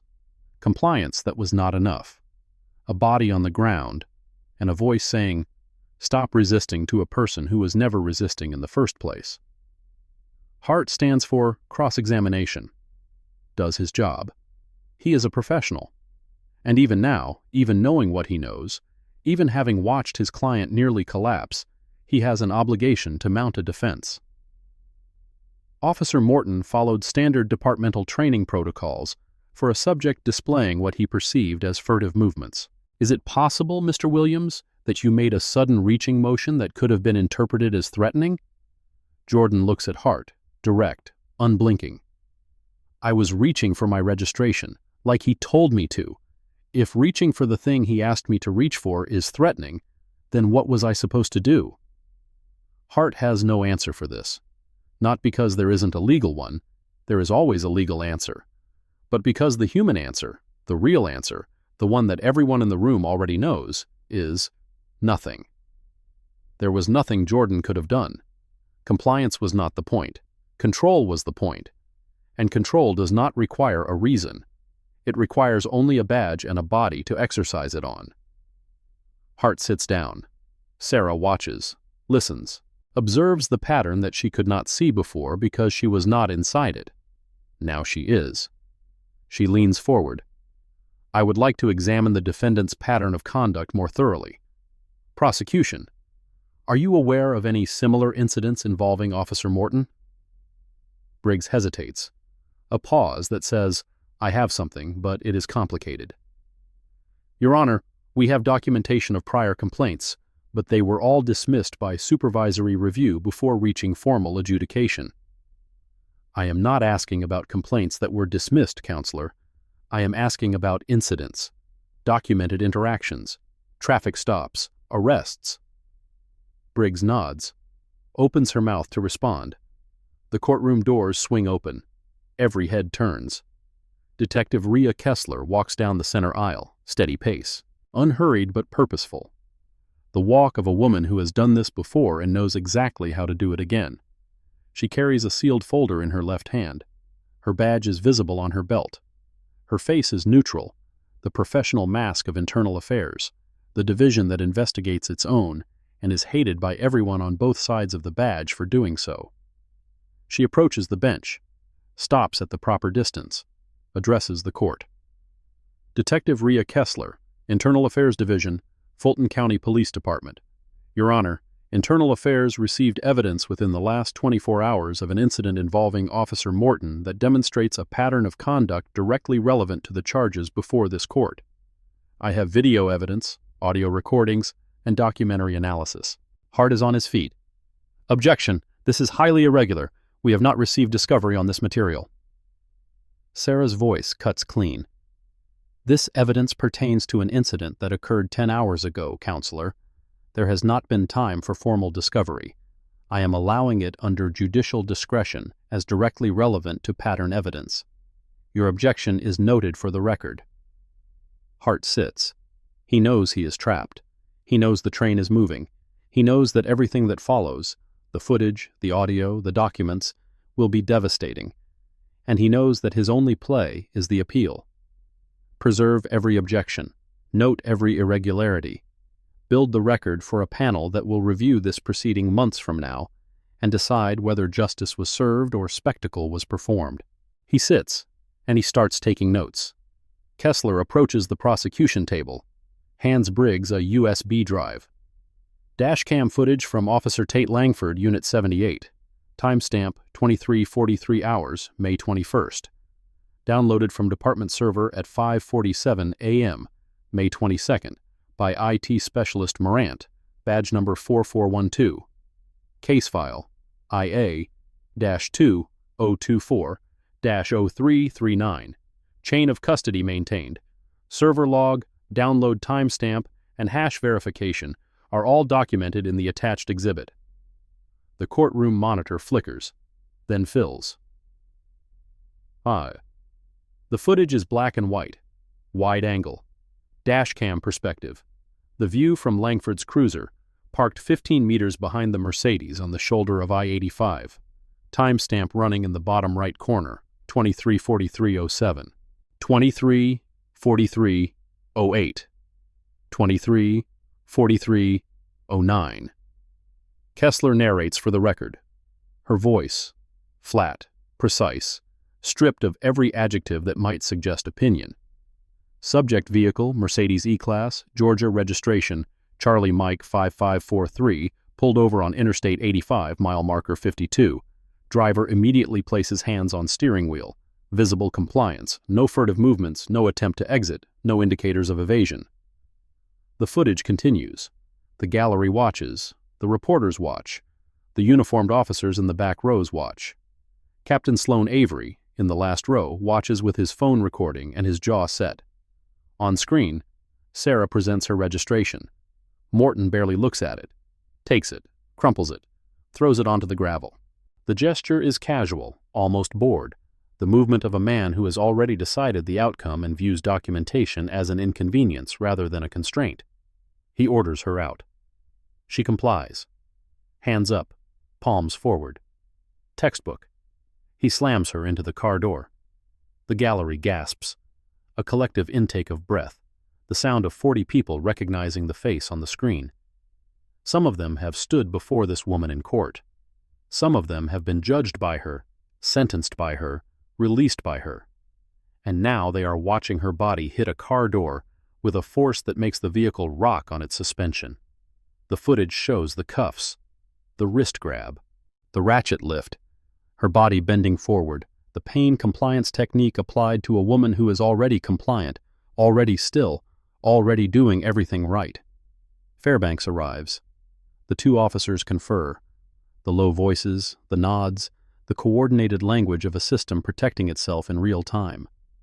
Langford stands in the background, silent, recording, a ghost in his own footage.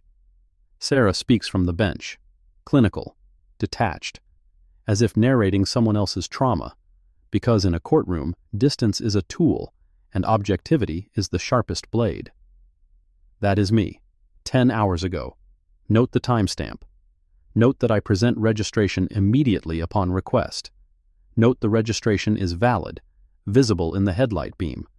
Note I make no resistant movements whatsoever. Note the use of force against a fully compliant subject.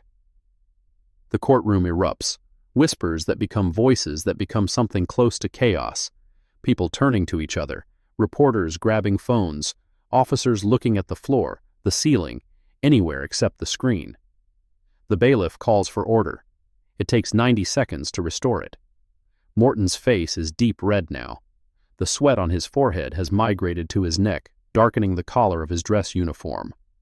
His eyes find Hart with the desperation of a drowning man looking for shore.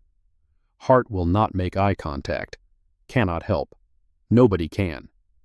Kessler continues. Your Honor, Officer Morton's body camera experienced a video malfunction during this stop. The Department IT analysis indicates the lens was manually obstructed, consistent with a hand or object being placed over the camera. However, audio recording continued operating throughout the encounter. I have that audio. Sera does not hesitate. Play it. The audio feeds through the courtroom speakers. Morton's voice, clear, undistorted, preserved in digital certainty. People like you always think you can drive cars like this. I know exactly what I am looking at. Sera's voice on the recording, calm, measured, a woman holding steady while the world tilts. Officer, this is my vehicle. I am asking you to verify my identity through dispatch. Morton, laughing, dismissive, the sound of a man who is enjoying himself. Sure you are. Real creative. And I am the president. Fairbanks, arriving. Her voice lower, professional, but equally damning. Process her fully. Document everything. By the book. And then Morton again. The line that will define him. The line that will follow him into every hearing, every appeal, every news article, every conversation for the rest of his life. She matches the profile perfectly. Expensive car, late night, black woman. We both know how this works. The audio stops. The speakers hum with nothing. The courtroom is silent. Not the productive silence of deliberation, but the stunned silence of people who have just heard something they cannot unhear. The explicit bias, the racial profiling, the conscious, articulated, recorded decision to arrest a woman despite evidence, despite dispatch, despite every procedural safeguard that exists to prevent exactly this. Sera's voice breaks the silence, cold, controlled. The fury so tightly contained it compresses into something denser than anger, something closer to gravity. Officer Morton, what profile was I matching? Morton stands, shaking. Hart reaches for his arm, tries to pull him back. Your Honor, I did not know you were... Sit down. Not loud, not shouted, but absolute. The voice of a woman who has spent a decade on this bench and has never once needed to raise her volume to command a room. The authority is in the frequency, not the amplitude. It enters the chest before it reaches the ears. Morton collapses back into his chair, a marionette with cut strings. Hart grips his arm, fingers white, holding him there. If you are learning something new or just enjoying this story, please press the like button. It helps more than you think. Kessler presents the bound report. Thick, official. Internal Affairs seal on the cover. Your Honor, Internal Affairs conducted an emergency pattern analysis overnight. Document title, Pattern Analysis. Officer Gage Morton, Badge 5217, Traffic Stop Review, January 2023 through May 2024, dated May 22, 2024. Prepared by Detective R. Kessler, IA Division. She opens it, reads from it. Each fact a nail driven into a coffin that Morton built himself. In the past 18 months, Officer Morton has conducted 11 traffic stops fitting an identical pattern. 11 stops, luxury vehicles, Mercedes, BMW, Lexus, Tesla. All drivers black, professional appearance, late evening hours on Interstate 85 and surrounding corridors. She turns a page. The paper is loud in the silence.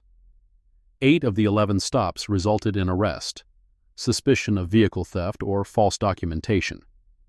All 8 arrests were subsequently dropped, no charges filed in any case. 0 resulted in disciplinary action against Officer Morton. Briggs stands.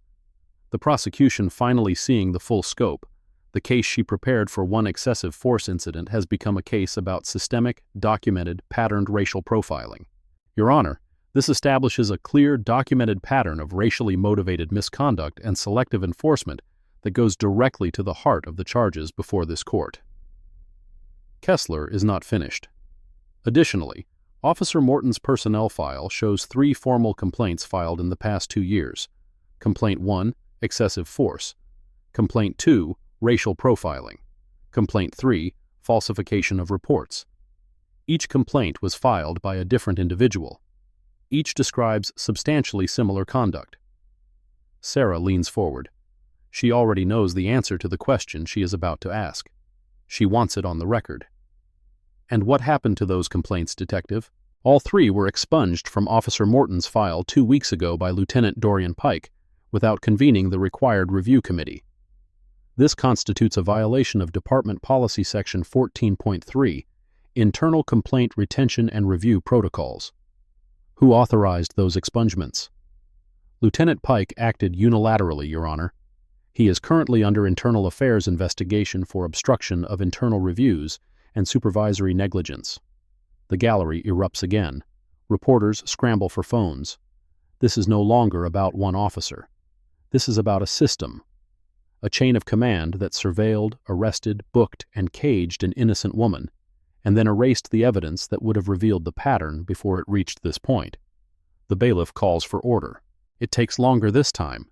The noise has a different quality, not shock anymore, but anger. The slow building anger of people who are realizing that the institution they trusted has been operating according to a set of rules it never wrote down and never intended anyone to see. Sera waits, patient, lets the chaos settle on its own. Then continues. Detective Kessler, I understand Internal Affairs has received additional evidence this morning from an independent civilian source. Kessler nods. Your Honor, at 7:45 a.m. today, a civilian witness, Marcus Adebayo. Contacted Internal Affairs with security camera footage from a commercial property on Fulton Industrial Boulevard. The property is a tailor shop operated by Ms. Thorne. Mr. Adebayo is an employee. Heart rises. Heart. One more attempt. Objection. Foundation. The provenance of civilian surveillance footage has not been independently authenticated. Chain of custody. The footage, Kessler interrupts, then corrects herself, addresses the bench. Apologies, Your Honor. The footage was recorded by a cloud-based security system with tamper-evident logging. Timestamps are server-generated, not device-generated, which eliminates the possibility of local manipulation. I have authenticated the footage against the cloud provider's access records and server logs. Full documentation is included in the exhibit. Additionally, Mr. Adebayo emailed copies of each relevant frame to his own account on the dates in question, creating independent corroborating timestamps. Sera looks at Hart. Objection overruled. Evidence is admitted, subject to further authentication challenge if raised on appeal. Kessler reads, dates, times, durations. Each one a data point in a constellation that, when connected, reveals a shape that nobody in this courtroom expected. Security camera system, Thorne alterations, 4 cameras, cloud storage, 7-day rolling archive. Footage documents a marked patrol vehicle, Unit 52, assigned to Officer Gage Morton, parked in the same position on the street opposite the business on the following dates. She reads them one by one. Methodical, relentless. May 1st, 9:02 p.m. to 10:47 p.m. May 4th, 8:55 p.m. to 11:12 p.m.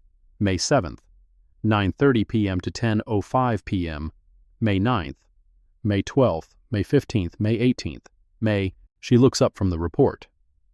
7 nights across 3 weeks. Same vehicle, same position, directly across the street, facing the entrance of the business. Same line of sight to the front door and the parking area. Silence. The kind that has mass. This evidence indicates that the traffic stop on May 21st was not a random encounter. Officer Morton had been conducting surveillance on the business, and, by extension, on Ms. Thorne, for a minimum of 3 weeks prior to the stop. The scope of the case has just detonated. What entered this courtroom as a single excessive force complaint has expanded into a documented pattern of racially motivated stops, a cover-up by a supervising officer, and now, targeted surveillance. Morton did not randomly pull over a black woman in a Mercedes. He had been watching her, for weeks, parking outside her business, tracking her movements, building a case out of nothing but bias and the certainty that if he watched long enough, he would find something, or manufacture it. Hart stands one final time. His voice is quieter now. The fight has not left him. Lawyers do not stop fighting, but the conviction has dimmed.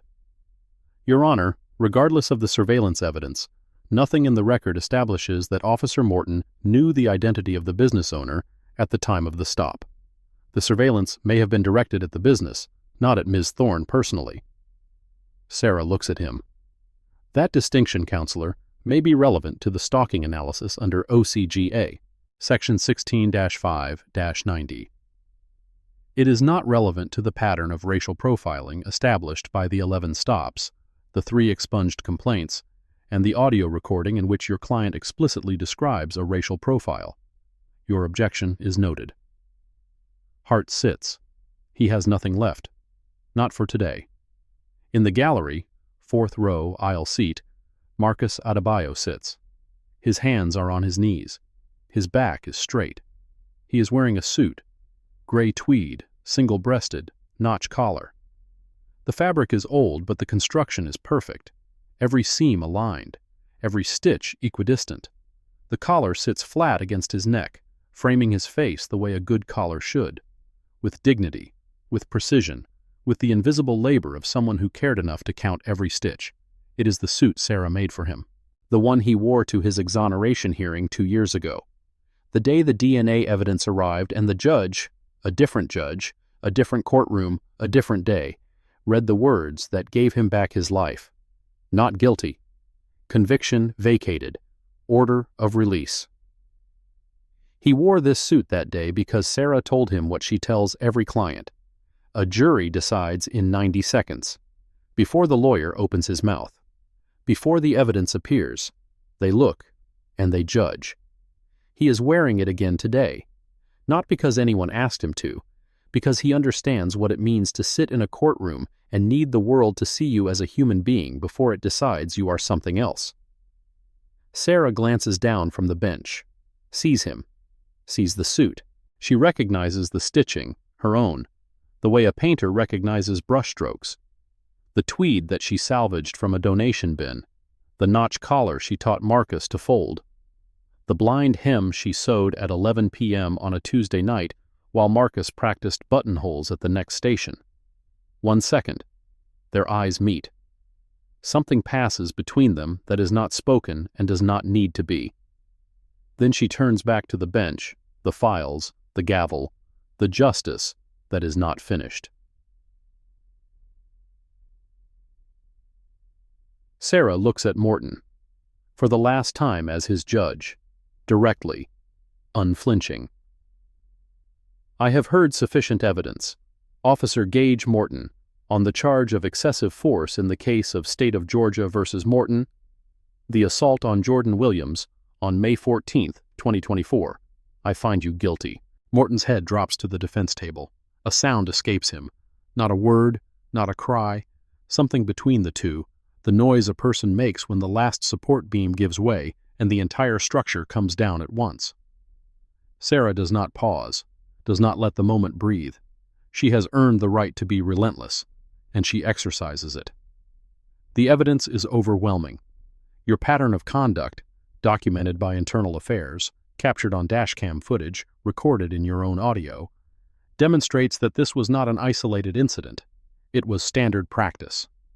She opens a folder, reads from prepared notes, because even now, even in this moment, she relies on documentation rather than memory.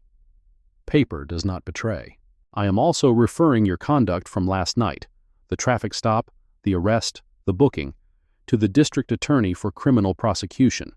Specifically, Title 18, United States Code, Section 242, Deprivation of Rights under Color of Law, and OCGA, Section 16-10-23, False Imprisonment by a Law Enforcement Officer.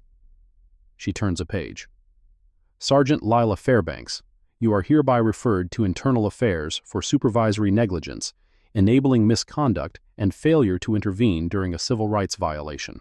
Your instruction to Officer Morton to process a subject after dispatch confirmed the vehicle was not stolen, and your direction to add a felony impersonation charge without conducting basic identity verification constitute a failure of supervisory duty that this court cannot overlook. Another page. Lieutenant Dorian Pike, you will answer to the District Attorney for obstruction of justice and tampering with official personnel records. The unilateral expungement of 3 formal complaints from Officer Morton's file, without review committee process, without supervisory authorization, and 2 weeks before this trial, constitutes a deliberate effort to conceal pattern evidence from this court. She closes the folder, looks at Morton, but speaks to the room. Regarding the surveillance evidence presented by Mr. Adebayo, the District Attorney's Office will evaluate whether Officer Morton's documented pattern of surveilling the business on Fulton Industrial Boulevard meets the threshold for prosecution under OCG, a Section 16-5-90. That determination is not mine to make from this bench, but the evidence has been preserved and referred. The courtroom is still. The reporters have stopped typing. The officers have stopped shifting. Even the air conditioning seems quieter, as if the building itself is holding its breath. Sera places her hands flat on the bench, the same position she held when she made the disclosure. The same steady hands, the same unyielding composure. This courtroom operates on evidence, not assumptions, on law, not bias, on justice, not prejudice. She looks at Morton. He cannot look back. His head is still on the table, his shoulders shaking with the silent, airless sobs of a man whose life has folded in half. Officer Morton, you showed me exactly who you are when you thought no one with power was watching. Today, I am showing you what justice looks like when the system holds its own accountable. The gavel falls. One strike. Sharp. Final. The sound of wood on wood, dense and absolute, reverberating through the hardwood bench, through the floor, through the bones of every person in the room. It is finished. It is not finished at all. Ciao. The courtroom empties slowly, the way rooms empty after explosions, with people moving carefully, looking at each other, checking to make sure the ground is still solid. Reporters file out first, phones already to their ears, voices tight with the controlled urgency of people who know they are sitting on the story of the year. At the defense table, Hart gathers his files. His movements are precise, the mechanical efficiency of a man who is functioning on autopilot because the conscious mind has not yet caught up with the magnitude of what has happened. Morton has not moved, still in the chair, still hunched. His dress uniform, the one he pressed this morning with the confidence of a man who expected to win, is dark with sweat at the collar and the armpits. His face is a shade of gray that human faces should not be. Blake, we need to go. Hart's voice is low, professional. The voice he uses for clients who have just been convicted. Steady, forward-looking, designed to prevent the collapse that comes after the gavel. Morton does not move. Blake, the side exit, now, before the media sets up. Morton lifts his head, slowly. His eyes are red-rimmed.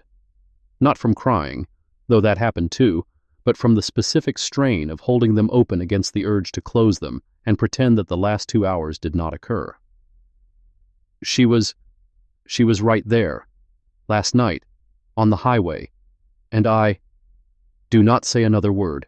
Not here, not anywhere, not to anyone. Do you understand me? Morton looks at Hart, the look of a man who has just realized that his lawyer, the man paid to protect him, is also the man who cannot protect him, because the evidence is on tape. The words are on record. The pattern is documented. And no amount of legal strategy can unspeak the sentence that played through the courtroom speakers in his own voice. She matches the profile perfectly. What happens now? Morton whispers. Hart closes his briefcase, clicks the latches, stands. Now we prepare for the appeal, and we pray that the recusal argument holds, because if it does not, if a panel upholds Judge Thorne's decision to proceed, then what happens now is that you go to trial, again, for the civil rights violations. And this time, Blake, you will not be the defendant in an excessive force case. You will be the defendant in a federal case. And the footage from last night will play for a jury, and the audio will play for a jury, and Marcus Adebayo will take the stand and show them 7 nights of surveillance footage, and the jury will hear you say, in your own words, that a black woman driving a Mercedes at midnight matches a profile. Hart picks up his briefcase. So what happens now is that you go home. You do not speak to Fairbanks. You do not speak to Pike. You do not speak to any officer who was present last night. You do not delete anything from your phone or your computer or your department account. And you call me tomorrow at 9 a.m. Not 8, not 10. 9. He walks toward the side exit, stops, turns back. And Blake, take off the uniform. You are not entitled to wear it anymore. Morton sits in the empty courtroom. The fluorescent lights buzz. The bailiff waits by the door, patient, professional, accustomed to waiting for defendants to find the strength to stand. The bench where Sera sat is empty now, just a wooden platform with a nameplate and a water glass, still half full. He looks at it for a long time. Then he stands and leaves. Outside the courthouse, the media swarm. Cameras, boom microphones, reporters jockeying for position on the granite steps. News vans line the street, local affiliates, 2 national outlets, a crew from a cable news channel that smelled the story 40 minutes ago and dispatched from downtown Atlanta. Captain Sloan Avery stands at a podium that was assembled in 20 minutes. Press conference protocol, damage control manual, the playbook that every police department keeps in a drawer labeled "When it hits the fan." Avery is careful, professional. He is also terrified, not of the cameras but of the questions, because the questions lead to answers, and the answers lead to admissions, and the admissions lead to consequences that he has spent 22 years in uniform learning to avoid. The Fulton County Police Department takes all allegations of misconduct with the utmost seriousness. Officer Gage Morton has been suspended without pay pending criminal investigation. A reporter in the front row. Local affiliate. Young. Aggressive. Captain, was Judge Thorne targeted because she was presiding over Morton's case? Is this retaliation? Avery grips the sides of the podium, steadies himself, chooses his words the way a bomb technician chooses which wire to cut. We are investigating whether this incident constitutes witness intimidation and obstruction of justice. If the evidence supports that conclusion, federal charges will apply. The FBI has been notified. A second reporter, national outlet, calmer but sharper. What about the pattern Detective Kessler presented? 11 identical stops? All black drivers? All charges dropped? Captain, how does a pattern like that go undetected for 18 months? Avery swallows. The question he did not want. The question that has no good answer, because the truthful answer, it was not undetected, it was tolerated, is not an answer he can give on camera. A comprehensive review of all traffic stops conducted by Officer Morton over the past 3 years is underway. Any victims of misconduct are encouraged to contact Internal Affairs directly. We will be thorough. We will be transparent. Transparent. The word tastes like copper in his mouth, because transparency is the opposite of what the department has practiced. The expunged complaints, the rubber-stamped booking forms, the supervisor who deleted files, and the chain of command that did not notice or did not care. A third reporter. What about Lieutenant Pike and Sergeant Fairbanks? Sergeant Fairbanks has been placed on administrative leave pending the Internal Affairs review. Lieutenant Pike has been reassigned to administrative duties and is cooperating with the investigation. A voice from the crowd, not a reporter. A woman, mid-40s, dark skin, wearing scrubs under a light jacket. She pushes through the camera operators and stands at the edge of the press cordon, close enough that the microphones pick her up. I was one of them. Stop number 6, Lexus RX I-85, October last year. He pulled me over at 10:15 p.m., dragged me out of my car in front of my daughter, my 12-year-old daughter, accused me of driving a stolen vehicle, had me face down on the pavement while my child screamed in the back seat. Dispatch confirmed the car was mine. He let me go. No apology, no report, nothing. I filed a complaint. It disappeared. Avery stands behind the podium. His hands tighten on the edges. He has no script for this, no protocol. The playbook does not include a section on what to do when the victims walk up to the microphone. Ma'am, we encourage you to contact Internal Affairs directly. Every complaint will be, I did contact Internal Affairs. 14 months ago, nobody called me back, not once. And now you are standing up here telling me the system works? A second voice. A man off to the side. Tall, gray-haired, wearing a work jacket. Stop number 3, BMW 5 Series, July 2023. Same highway. Same time of night. Same officer. He put a gun in my face because I reached for my wallet. I filed a complaint. I was told it was under review. That was 18 months ago. Nobody ever followed up. The reporters pivot. Cameras turn. This is no longer a press conference. It is a reckoning. The kind of moment that happens when institutional failures meet the people they failed, in public, on camera, with microphones that do not discriminate between official statements and human pain. Avery steps back from the podium. His face is the face of a man who has realized, too late, that damage control requires knowing the extent of the damage, and the damage is standing in front of him, in scrubs and work jackets, with names and dates and stories that match the pattern he was hoping to contain. A press aide steps to his side, whispers. Avery nods, steps back to the microphone. The department has set up a dedicated phone line for anyone who believes they have been affected by these incidents. The number will be posted on the department's website within the hour. Every call will be logged. Every complaint will be investigated. The woman in scrubs shakes her head, does not leave, does not stop looking at him. Investigated by WHO, the same department that deleted the complaints, the same lieutenant who erased the files. Avery does not have an answer. He stands behind the podium, microphones pointing at him like accusatory fingers, and he does not have an answer. Because the truthful answer, the one that every person on this street already knows, is that the system cannot investigate itself. It has tried. It has failed. And the failure is standing in front of him, wearing scrubs, asking a question he cannot answer honestly, without admitting that the institution he represents has been complicit in exactly the behavior it now claims to condemn. The conference ends, not with a conclusion, but with a dispersal.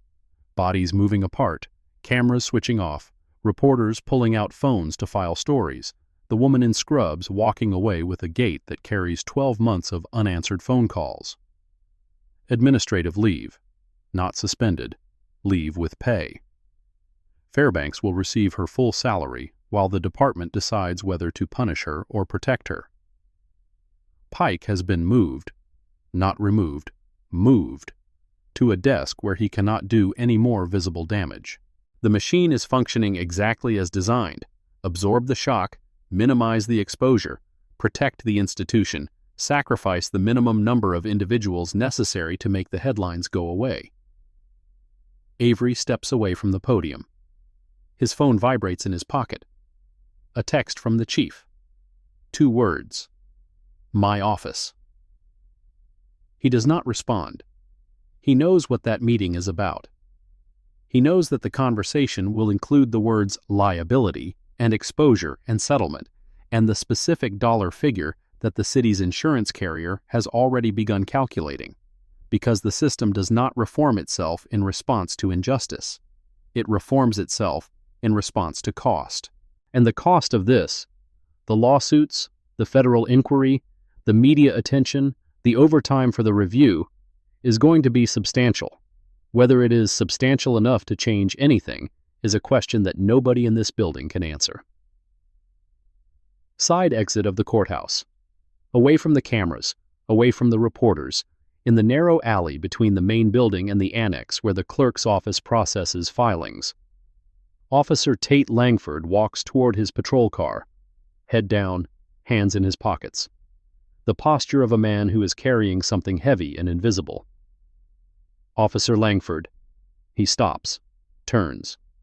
Sera stands behind him, still in her robes, the black fabric catching the light, her face composed but not cold. Something in her expression that was not present on the bench. Something warmer, or at least less distant. Not forgiveness, recognition. His stomach drops. Your Honor, He stops, starts again. The words come out in a rush, stumbling over each other, the way words come out when you have been rehearsing them for hours and still cannot get them right. I am sorry I did not speak up, out there, on the highway. I should have stopped it. I saw what he was doing and I knew it was wrong, and I stood there. I just stood there. His voice cracks on the last word. He is 26 years old, 8 months out of the academy, and the last 12 hours have taught him more about the gap between training and reality than 4 years of criminal justice coursework ever could. Sera looks at him. A long look. The look of a woman who has spent a decade in a courtroom watching people explain why they did not do the right thing. Fear, pressure, confusion, self-preservation. The calculation that silence is safer than courage. She has heard every version of this apology. Most of them are sincere. Most of them are also insufficient. You did not stop it. That is true. Langford nods, swallows, waits for the rest. But your dashcam was running, and this morning that footage found its way to internal affairs. I do not know how, and I am not asking. She looks at him. And for the first time since midnight, something in her face shifts. Not warmth, not approval, but acknowledgement. The recognition that within a broken system, small acts of conscience are not small at all. You have a decision to make about what kind of officer you want to be. Today was a start, not a finish. Do you understand? Yes, Your Honor. He stands straighter. Not performance. Reflex. The straightening that happens when someone you respect tells you that you are capable of being better, and you believe them. She begins to turn, stops, looks back at him one more time. Officer Langford, one more thing. Yes, ma'am. The dashcam footage, whoever submitted it to Internal Affairs at 4 a.m. this morning from an anonymous internal account, that person made a choice that most officers in that situation do not make. A choice that costs them nothing legally, but may cost them everything professionally. She holds his gaze. He holds hers. Neither of them confirms what both of them know. That person should know that the choice mattered. It was the difference between a pattern that continued and a pattern that was stopped. That is not a small thing. Langford's throat tightens. He nods. Once. Sera turns, walks back toward the side entrance. Her robes move around her legs like water. Heavy, purposeful. She does not look back. Langford stands in the alley, alone. Sunlight falls in a narrow stripe between the buildings, cutting across the concrete at his feet. He looks at his patrol car, at the dashcam mounted on the windshield, the small, unblinking lens that recorded everything, that saved everything, that held the truth steady while the human beings around it failed. He gets in, starts the engine, sits for a moment, then drives. He does not know where he is going, but he knows he is not the same officer who parked here 3 hours ago. 3 weeks later, the outcomes arrive the way outcomes always arrive in the system, slowly, partially, wrapped in language designed to obscure as much as it reveals. Gage Morton, suspended without pay, his file transferred to the Fulton County District Attorney.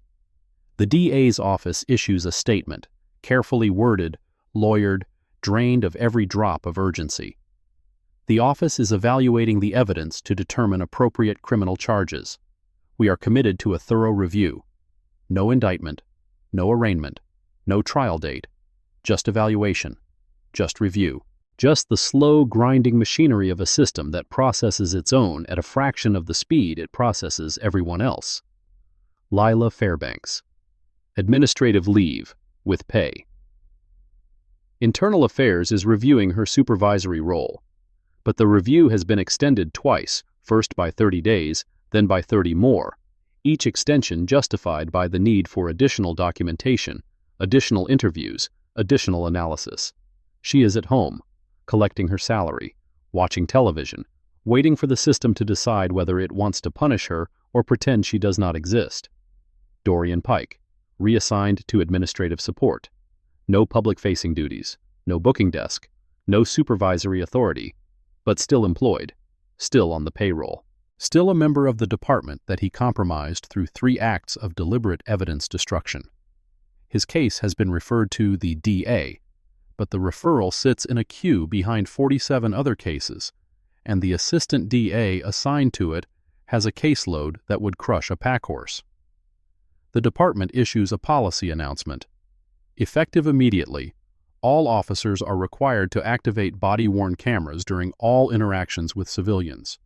Compliance will be monitored through a quarterly audit process, pending budget approval for the necessary equipment and administrative infrastructure. Pending budget approval. 4 words that transform a reform into a suggestion.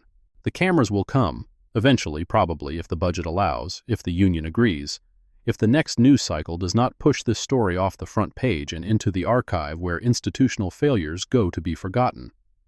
The Department of Justice opens a preliminary inquiry into the Fulton County Police Department's traffic stop practices. Not a formal investigation, not a pattern or practice case, not a consent decree. A preliminary inquiry, the federal equivalent of opening a folder, looking inside, and deciding whether to pick it up or put it back on the shelf. The folder is open. Whether anyone reads it is another question. The shop. Evening. The light through the front window has turned amber.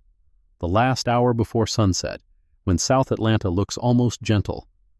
Sera sits at the cutting table, needle in hand, thread pulled taut. She is restoring a jacket, charcoal herringbone, heavy wool, horn buttons. The kind of jacket that was made in a factory 40 years ago and has been worn by 3 generations of men who could not afford a new one. The lining is shot. The shoulder seams are giving. The buttonholes are fraying. But the fabric is good. Salvageable. Like most things, if someone cares enough to do the work. Marcus is at his station, cleaning thread from a finished garment, the navy blazer for the 16-year-old boy with the loitering charge. The hearing was yesterday. Marcus does not know the outcome. Sera does. She heard about it through the courthouse grapevine, but she has not said anything. She will, when the moment is right. The shop is quiet. The iron is off.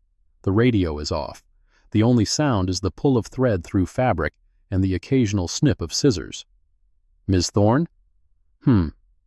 That boy, Jordan Williams, he reach out? His mother called, last week. About the trial? About the suit. Marcus stops, looks at her. She does not look up from the herringbone jacket, but he can see the corner of her mouth, not quite a smile, but the shadow of one, the faintest lift. She said, and I am quoting, "That suit gave my son 90 seconds. 90 seconds before anyone decided what he was." Marcus is quiet for a long time. His hands rest on the navy blazer, still. 3 years, he says. Not to Sera, not to anyone, just to the room. 3 years in a cell because nobody looked at me and saw a person. They saw a suspect. They saw a profile. They saw exactly what they expected to see. He picks up the blazer, holds it at arm's length, examines the collar, notch, properly folded, every stitch in line. This one is ready. Sera glances at it, nods, the nod that means acceptable. The nod that Marcus has learned to read as the highest compliment she gives, because Sera does not praise with words. She praises with silence and with the absence of correction. He hangs it on the delivery rack, steps back, looks at it. He does not tell Sera about the phone call he received 2 days ago, from a reporter at the Atlanta Journal-Constitution. She wanted to interview him, the man who saved the surveillance footage, the exoneree who caught a cop. He hung up before she finished the second question. He does not want to be a story. He has been a story. Wrongful conviction, exoneration, the human interest angle that plays well on local news and disappears from public memory in 72 hours. He knows what stories do. They consume you for 30 minutes, and then they move on. He also does not tell Sera about the patrol car. Different unit, not 52, not Morton's, but the same model, the same crawling pace past his apartment building 2 nights ago. The officer behind the wheel slowing at the corner, looking at him, holding eye contact for 3 seconds through the windshield, maybe 4, then accelerating, turning the corner. Gone. Marcus kept walking, did not speed up, did not look back. Hands out of his pockets, head forward, normal. Because normal is the only armor available to a black man on a sidewalk at 9 p.m. who has already served 3 years for a crime he did not commit, and whose name is now attached to the biggest misconduct case in the county. He will tell Sera eventually, when there is something concrete to tell, a badge number, a unit number, a pattern. Not yet. Not a feeling. Evidence. The boy's hearing was yesterday, Sera says. Case dismissed. The loitering charge was thrown out. The arresting officer could not establish probable cause beyond the defendant's presence at a bus stop. Marcus turns to her. His face goes through something. A sequence of emotions that move too fast to separate. Relief and anger and vindication and grief braided together into a single expression that lasts 3 seconds and says everything. He was standing at a bus stop. He was standing at a bus stop. And they arrested him. And they arrested him. Marcus nods, turns back to the rack, adjusts the blazer on the hanger, squaring the shoulders, smoothing the lapels, making it perfect. Because perfection is the only weapon he has against a world that has already decided he is defective. Make sure to like and subscribe and turn on the bell notification. Share this story with someone who needs to hear it. 2 weeks after the trial, a manila envelope arrives at the Thorne residence. No return address. Inside, a photocopy of the Internal Affairs Preliminary Report, partially redacted. Sera opens it at the kitchen table. Coffee on her left, reading glasses on. Ethan is at work. Most of the report contains information she already knows. The 11 stops, the 3 complaints, Pike's expungements, the dashcam evidence, the audio recording. Documented, cataloged, formatted in the dry, affectless prose of a department investigating itself. But on page 14 she stops. An email, internal, dated 3 months before her arrest, February 22, 2024. Sender, redacted. Recipient, Lieutenant Dorian Pike. Subject line, RE, Unit 52, Stop Pattern Review. The body of the email is blacked out. Every line, every word, every character. The redaction is complete. Not a single phrase visible, not a single clue as to what the sender wrote or what Pike read. But the subject line is intact, and the subject line tells her everything and nothing at the same time. Someone with sufficient rank or access to use the department's internal email system, someone whose name has been deliberately obscured, wrote to Pike about Morton's traffic stop pattern 3 months before Sera was arrested, 3 months before the dashcam footage, 3 months before Internal Affairs was activated. Someone knew. Someone saw the pattern. Someone documented it. And then, nothing. No action. No intervention. No review. The email existed. Pike received it. And the pattern continued, for 3 more months, through 3 more stops, through 1 more judge cuffed on a highway shoulder at midnight. Sera stares at page 14. Her coffee gets cold. The light in the kitchen shifts from morning to midday. She does not move. Who sent this email? Who in the department, or outside it, identified the pattern and brought it to Pike's attention? And why was the name redacted? By whom? Under whose authority? She folds the report, places it in her briefcase, the same leather briefcase that Morton opened on the highway, the one with the scratched clasp, the one that still smells faintly of the impound lot. The answers are not in this document. They may never be. But the question of who knew and when and why nothing was done, is now part of the record. And records, unlike memories, do not disappear, not easily, not without leaving traces. And there is one more thing. In the chain of custody documentation attached to the dashcam and bodycam evidence, Appendix C, page 7, paragraph 3, IT specialist Morant includes a technical note, the kind of note that IT professionals add to logs when something does not add up, the kind of note that most people skip, the kind of note that changes everything. Bodycam Unit 52, Officer Morton, May 21st to 22nd. Video malfunction confirmed. Camera lens obstruction consistent with manual coverage. Audio recording continued throughout stop and transport. Total audio recording time as received, 47 minutes. Then the note. However, department server log indicates original file upload length of 57 minutes. A discrepancy of approximately 10 minutes exists between the server-logged file length and the file as retrieved.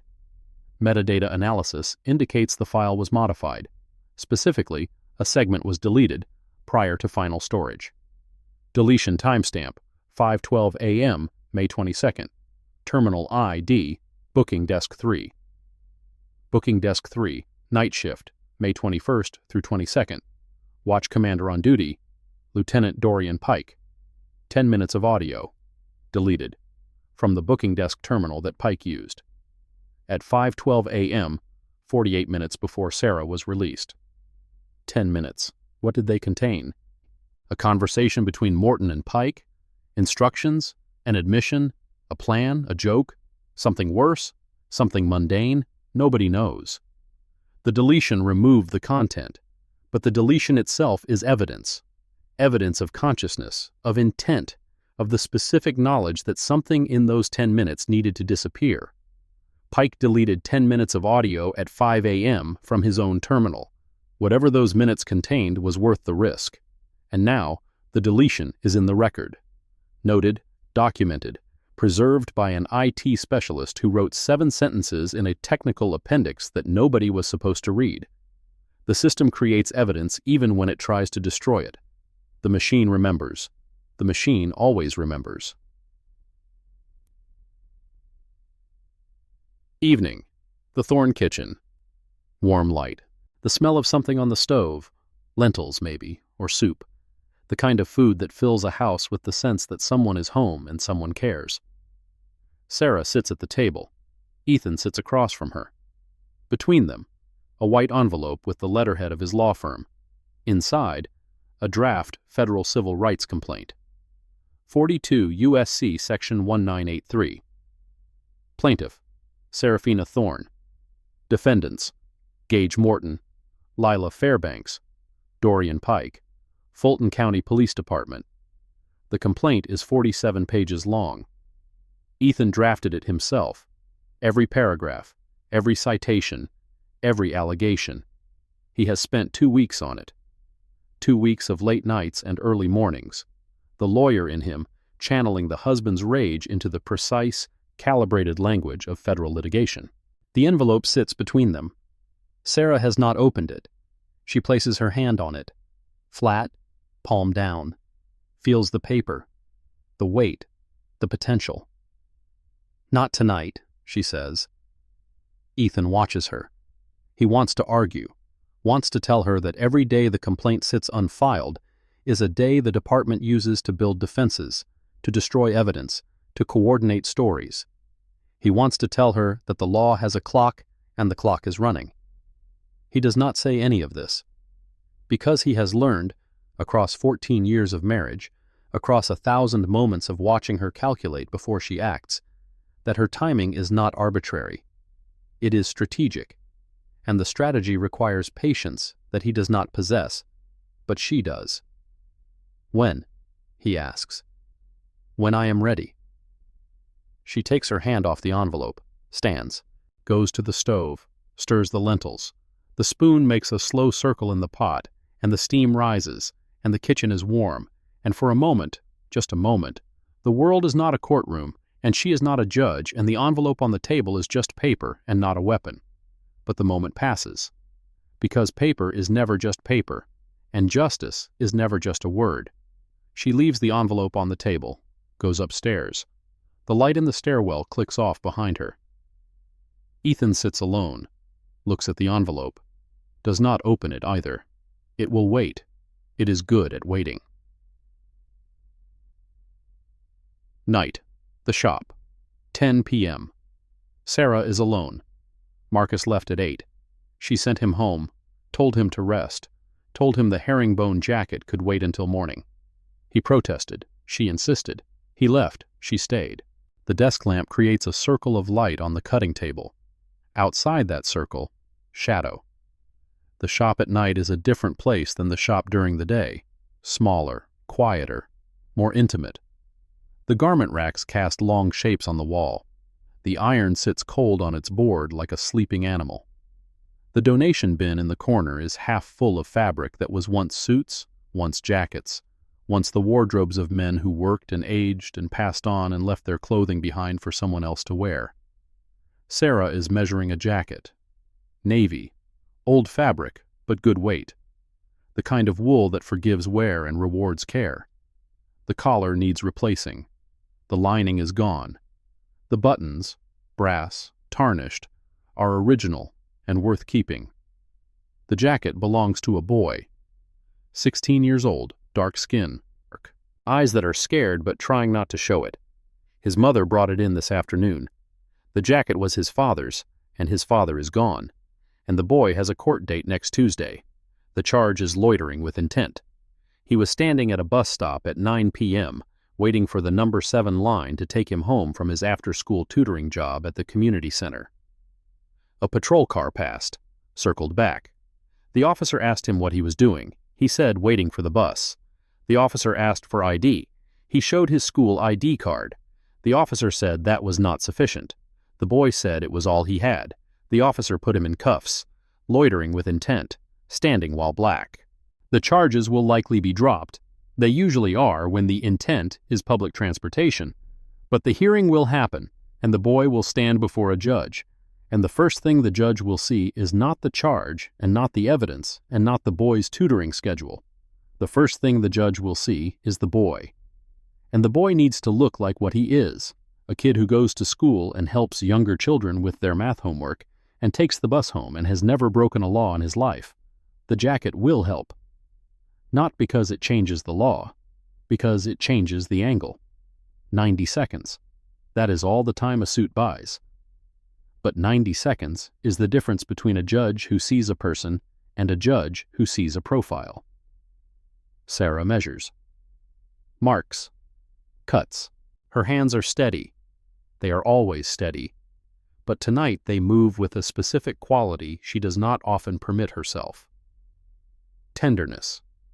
The tenderness of a woman who understands that this jacket, this needle, this thread, this work done in the dark of a shop on a street that the city forgot, this is the thing that matters. Not the gavel, not the robes, not the headlines or the press conferences or the federal inquiries. This, one jacket, one boy, one chance to be seen as human before the system decides what you are. Her phone buzzes. On the table, face up, a number she does not recognize. No name, no caller ID. Just 10 digits glowing blue in the dark shop. She looks at it. The buzzing continues. 3 rings, 4, 5. She does not answer, does not reach for it. Just looks, the way she looks at evidence, the way she looks at things that require assessment before response. The buzzing stops. The screen goes dark. The number does not leave a voicemail. She picks up the phone, turns it face down on the table, returns to the jacket. Outside the front window, the street is empty. The streetlights cast their orange circles on the pavement, regular as heartbeats, each one a small island of visibility in the dark. The oak tree across the street stands where it has always stood, its branches spreading over the spot where a patrol car parked for 7 nights across 3 weeks. And at the end of the block, far enough to be ambiguous, close enough to be wrong, a small light flickers. The faint, cool blue glow of a screen. Laptop maybe? Phone maybe? Dashboard screen maybe? It is there for a second, 2 seconds. Then it is gone. Maybe it was a car passing. Maybe it was a reflection from the laundromat sign, the one that buzzes and flickers when the transformer gets wet. Maybe it was nothing. Sera does not look up, does not go to the window, does not call Marcus or Ethan or Kessler or anyone. She keeps her eyes on the fabric. The needle enters the wool. The thread follows, smooth, even, precise. But her hand, the one holding the needle, the one with the faint pink scar on the wrist where the handcuff cut skin 3 weeks ago, grips the steel a fraction tighter. And the street stays dark. And the oak tree stays still. And the question that page 14 asked, who knew and when and why, hangs in the air of the empty shop like thread pulled taut between 2 points, waiting for the next stitch. Needle through fabric, thread pulled even. 1 stitch, then the next, then the next. The jacket will be ready by Tuesday. The rest, the email, the 10 minutes, the unknown number, the light at the end of the block, the rest will take longer. Justice is slow. Justice is partial. Justice is exhausting and incomplete, and maddeningly procedural, and it does not come in a single morning or a single verdict or a single gavel strike. But it comes, stitch by stitch, like everything worth building. And Sera Thorne, judge, tailor, evidence, survivor, is very, very patient. This story is inspired by true events that continue to happen, on highways and city streets, at traffic stops and precinct desks, across this country every single day. The names have been changed. The patterns have not. What happened to Sera Thorne happens to thousands of black men and women who will never sit behind a bench in a courtroom. They are pulled over for driving the wrong car in the wrong neighborhood at the wrong hour. They are arrested after dispatch confirms there is no crime. They are booked, fingerprinted, photographed, and caged, and then released without charges, without apology, without consequence for the officers who took their time, their dignity, and their sense of safety. The lesson is not that justice prevails.